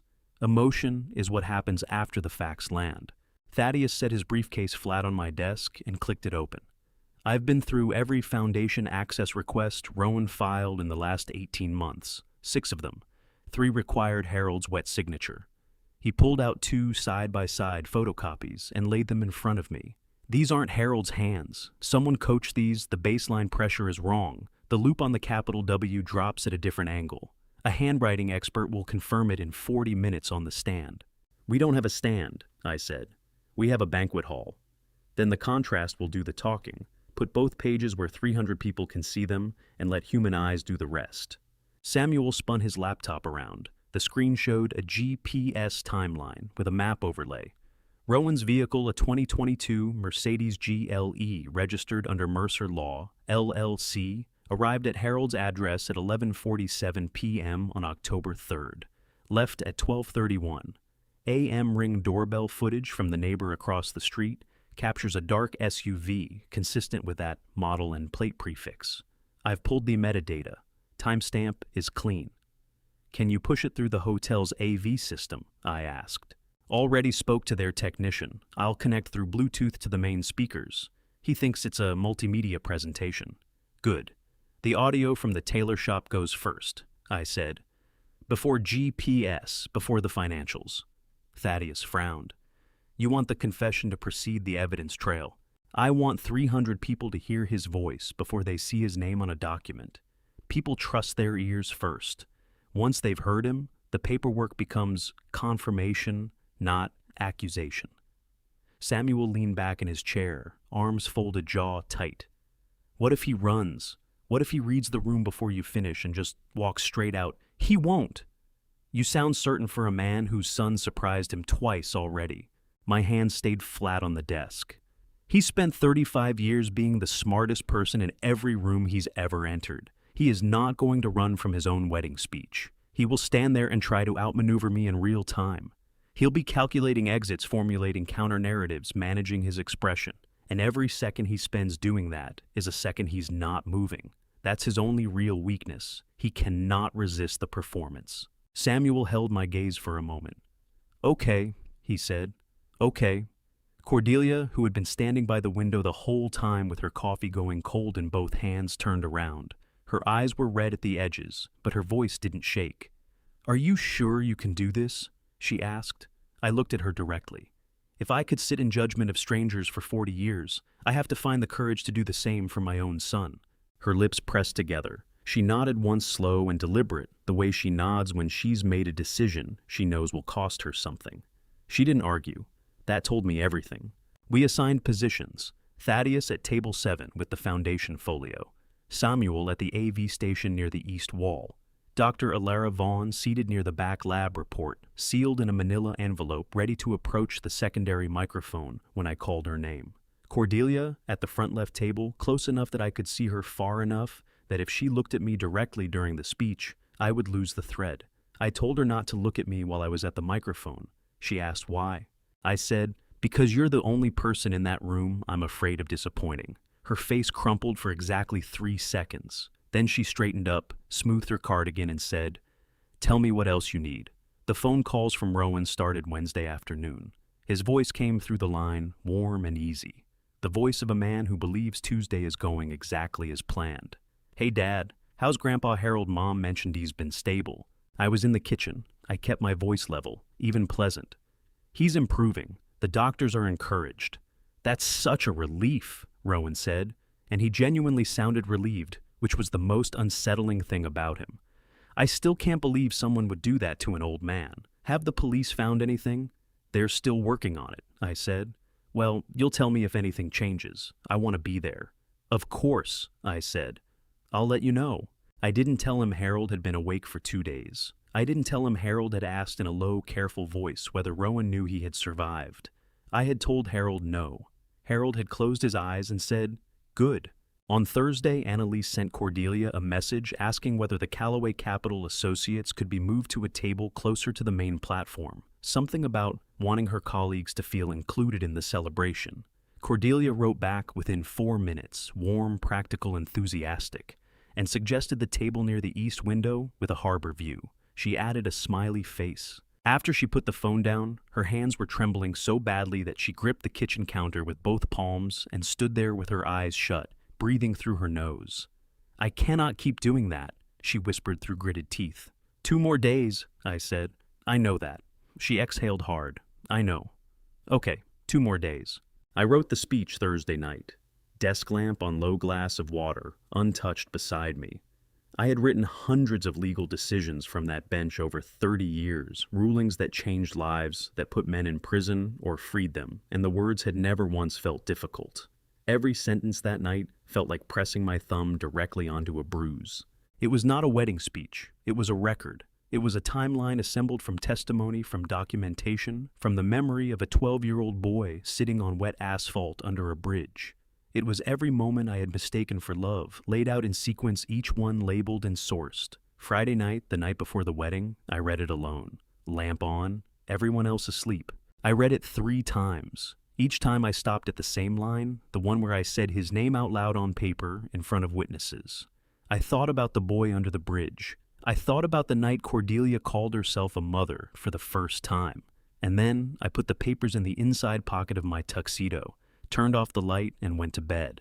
There was no point in not sleeping. Tomorrow was going to require everything I had. 312 people were in that room. Judges, lawyers, doctors, business partners, old friends, and family. Rowan had spent 35 years building a reputation. I had spent 4 days building a case. We were about to find out which one mattered more. I stepped up to the microphone the way I had always stepped up to the bench, slowly, without looking at anyone who might make me hesitate. The room quieted naturally. I had that effect. 30 years on the federal bench will train it into your posture, whether you intend it or not. Rowan was standing on the low platform at the front, Annalise beside him, her hand resting lightly in the crook of his arm. He was smiling the way he smiled at every professional event, composed, generous, perfectly proportioned. He gave me a small nod of encouragement, the kind a confident son gives a nervous father at a microphone. It was the most expensive mistake he made all evening. "Good evening," I said. "Thank you all for being here. 312 of you." I let that land. "I want each of you to understand something before I continue. Tonight you are not here as guests. You are here as witnesses." The room shifted, the way a courtroom shifts the moment a judge speaks before either attorney is ready. "I'm not going to ask you to trust me," I said. "I'm going to show you." I nodded at Samuel. The speakers crackled once. Then Rowan's voice filled the room, unhurried, certain of itself. Speaking 7 days ago to Annalise in the fitting room of a Newberry Street tailor shop. "Harold's old. If he doesn't wake up, the succession clause moves the entire foundation to me automatically. We just have to wait it out." Annalise's voice quieter. "And if he does wake up," a pause that lasted exactly 2 seconds. "Then we revisit the tea." The room didn't gasp. It went completely still, the way a room goes still when 300 people stop breathing at the same moment. I watched Rowan's face. The color left it in stages first, his forehead, then his jaw, then the precise smile, until what remained was something I had never once seen on him in 35 years. Something unguarded. Something that looked for the very first time like fear. His hand dropped away from Annalise's arm. "That recording," I said, keeping my voice level, "was made with my direct participation. I was present in that shop. I activated the device myself. Under federal one-party consent law, where the consenting party is a direct participant in the conversation, everything you just heard is legally admissible." "Alistair." Rowan's voice was still controlled, but barely the edges fraying like old rope under too much weight. "This is not the place for this." "You're right," I said. "A courtroom would have been more appropriate, but you weren't planning to give us a courtroom, were you?" "Rowan," Samuel pressed play again. This time Annalise's voice alone, calm and deliberate, discussing dosage, discussing timing, discussing how a healthy person would present cardiac symptoms within 48 hours of repeated low-level exposure. Annalise's chin came up. She looked at me with steady, flat eyes, not panicked, not ashamed, but recalculating the way a chess player recalculates when a piece disappears from the board unexpectedly. Cordelia stood from the front left table. Her knuckles were white on the back of the chair, her jaw locked tight, but her voice carried clean and clear across the entire room. "You weren't pulled into this," she said, looking directly at Annalise. "You walked in on your own." Annalise held her gaze for a long moment. Then, with something that looked almost like genuine sadness, almost but not quite, she said, "The two of you put too much faith in people being good." Cordelia's eyes burned red, but she didn't look away. She didn't need to answer. Every person in that room understood that Annalise had just confirmed everything, not because a recording said so, but because only a guilty person defends a plan instead of denying it. Dr. Ilara Vaughn rose from the back of the room and walked forward, composed, precise, unhurried, the way a scientist walks when she has already done the work and trusts what it found. "My name is Dr. Ilara Vaughn. I am a licensed veterinary toxicologist based in Boston." Her voice was clear and carried without strain. "On October 17th, I treated a 14-year-old Labrador named Duke belonging to the Whitmore family. Duke presented with acute cardiac symptoms consistent with synthetic glycoside poisoning. The blood panel confirmed a derivative compound not present in any household substance, commercial, pet product, or naturally occurring environmental source." She held up the sealed manila envelope. "The compound was introduced externally, intentionally, by a human hand." She paused and something shifted in her voice, not away from clinical precision, but deeper into it. "Duke survived," she said, "because Mr. Whitmore acted within the hour. That dog endured what was designed for a person, and he lived through it. These samples are preserved and available for criminal toxicology upon subpoena. Someone at a middle table said, "Oh my God," loud enough that 4 tables turned toward the voice. Nobody shushed them.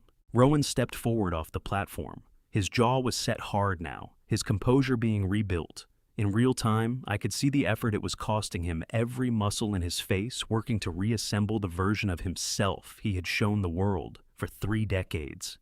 "You have no idea what you're doing," he said, his voice dropping into something colder. "You're destroying this family." "I'm documenting it," I said.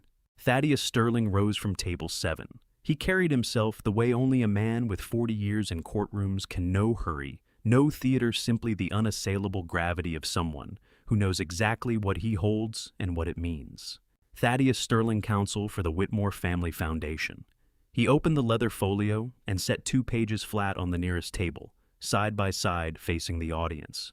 These are 6 foundation access requests filed between March and September of this year. 3 bear Harold Whitmore's signature.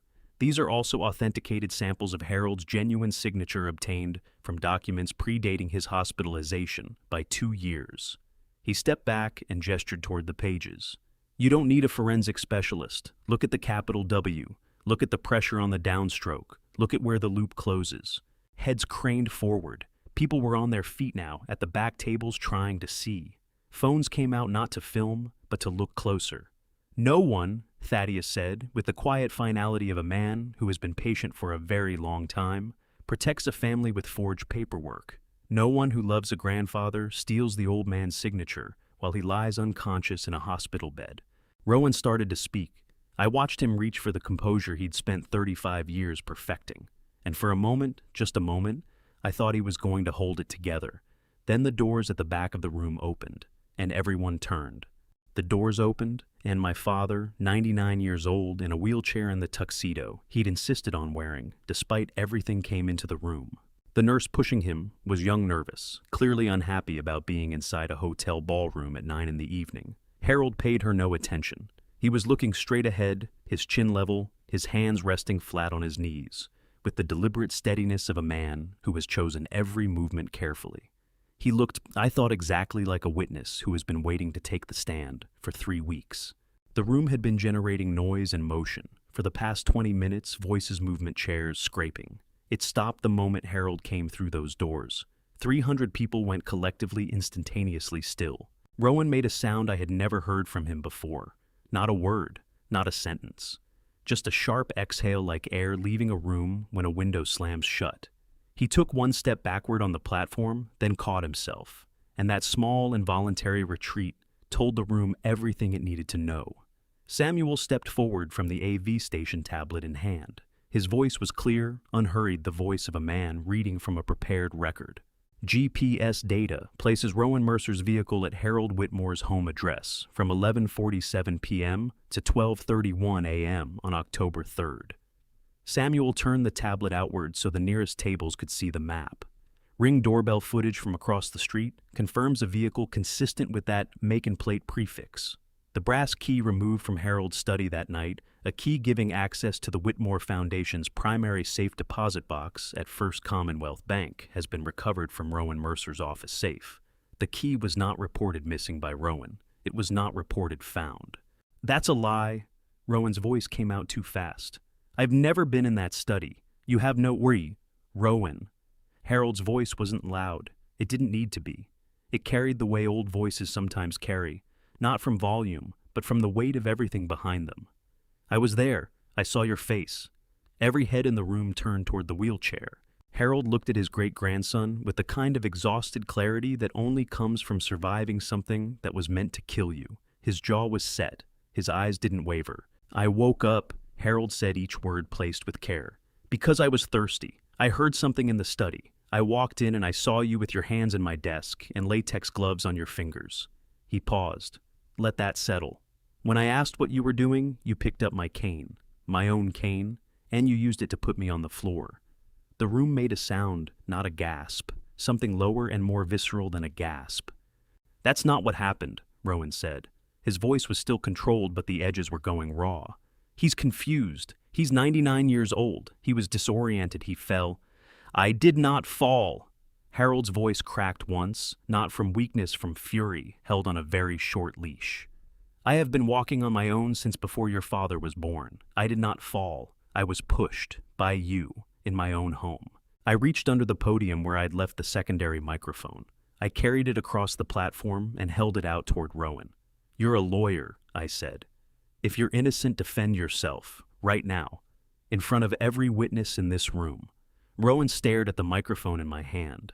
Something moved across his face, calculation, fury, the desperate search for an exit that wasn't there. He took it, and then he started talking, and every sentence contradicted the one before it.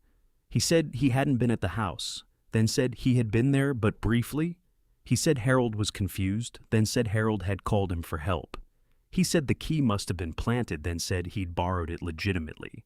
300 lawyers, judges, and professionals listened to a brilliant man unravel himself in real time, and the room understood with a certainty that no closing argument could have produced exactly what kind of person he was. The side doors opened. 4 officers in plain clothes, 2 in uniform. Detective Raymond Oakes led them. "Rowan Mercer." Oakes's voice was flat and professional. "Annalise Ashcroft. You're being placed under arrest."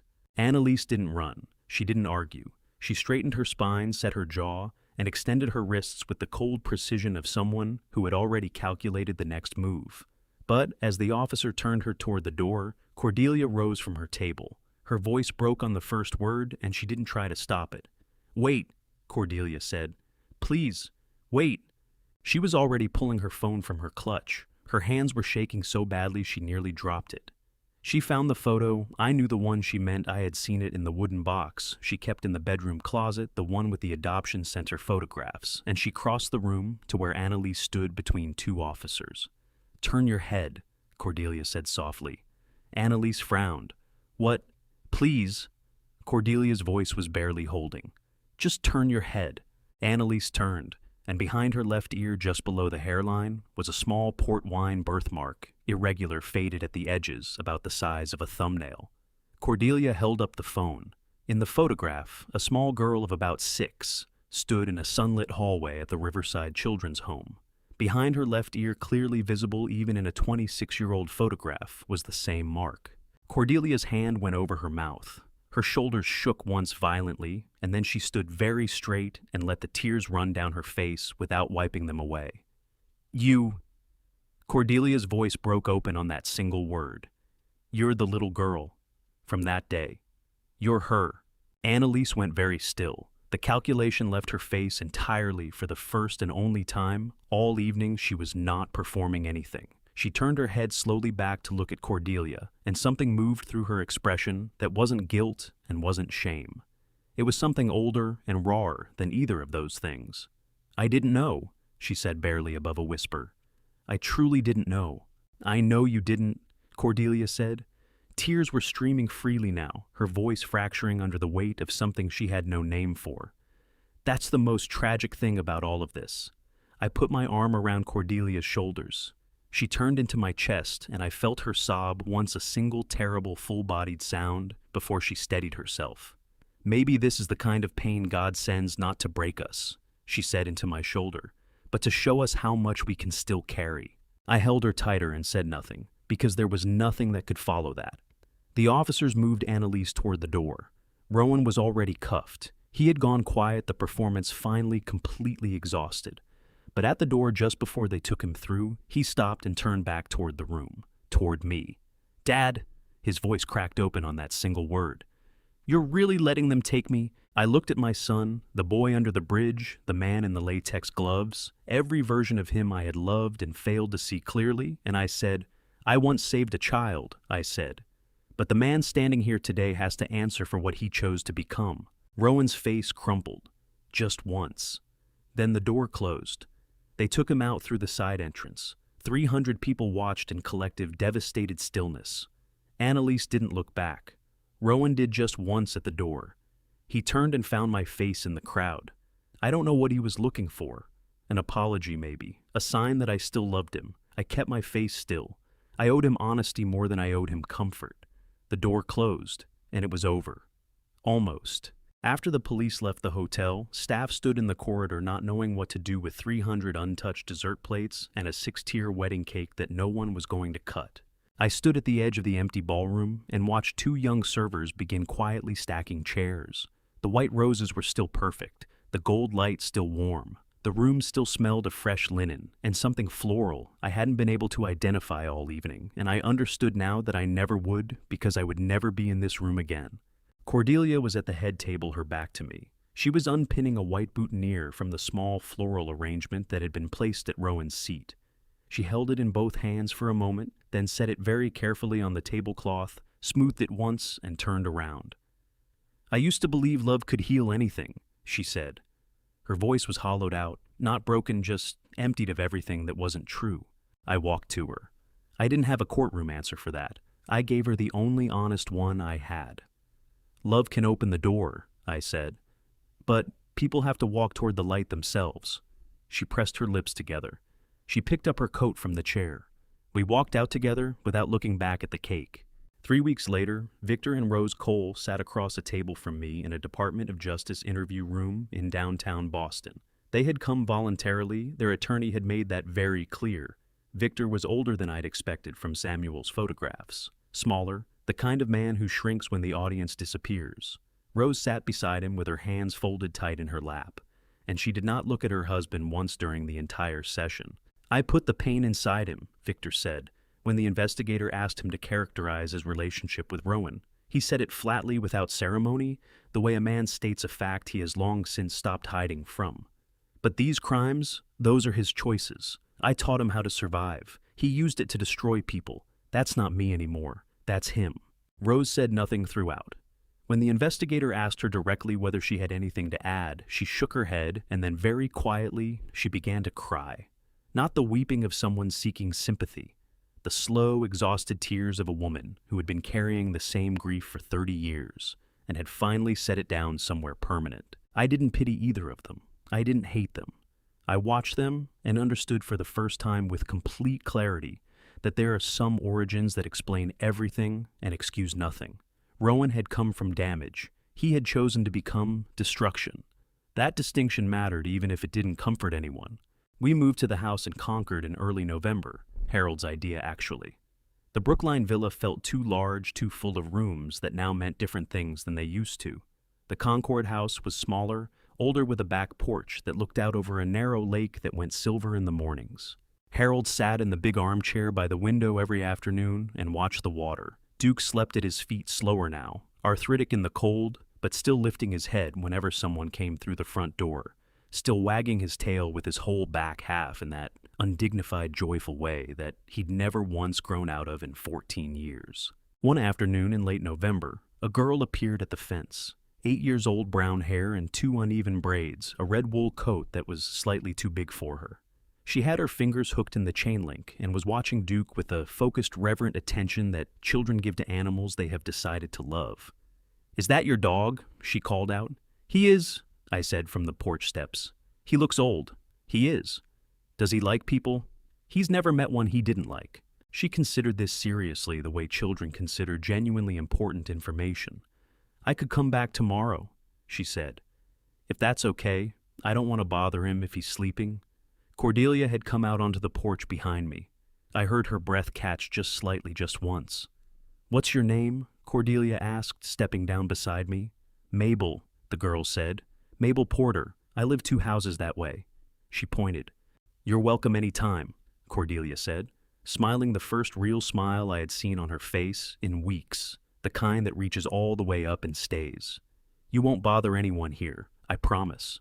From inside the house, Harold's voice drifted out through the screen door, warm and rough with age, and something that might have been satisfaction. "This house has the sound of children in it again." Cordelia turned toward the sound of his voice. Her eyes filled not the desperate tears of the hotel ballroom, not the grief-torn tears of 3 weeks of legal proceedings. These were quieter than all of that. These were tears that knew exactly what they were for. "I don't know what happens next. The case is still being built. The lawyers are still talking. Rowan and Annalise are in custody, and the foundation is being reviewed by independent trustees. My father is alive. My wife is beside me. Duke is asleep in the sun. And there is a little girl outside our fence who thinks our old dog is worth waiting for. Maybe that's enough to start with. I've been a judge for 30 years. I thought I knew how justice worked. You gather the evidence, you present the facts, you let the law decide. What I didn't account for was this. The hardest verdict I ever delivered wasn't in a courtroom. It was at a microphone in a ballroom, looking at the face of a boy I had chosen to love.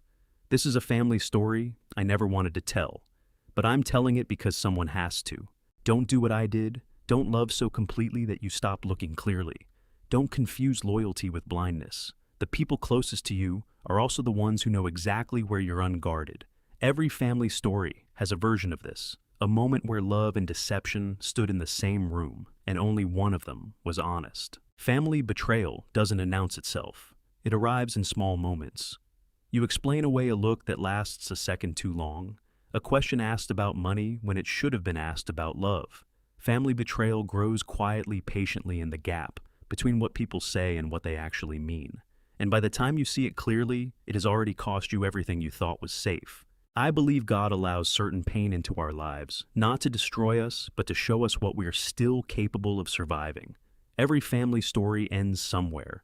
Ours ended with a little girl named Mabel at a fence and an old dog who still believed the people were worth trusting. That's where I choose to begin again.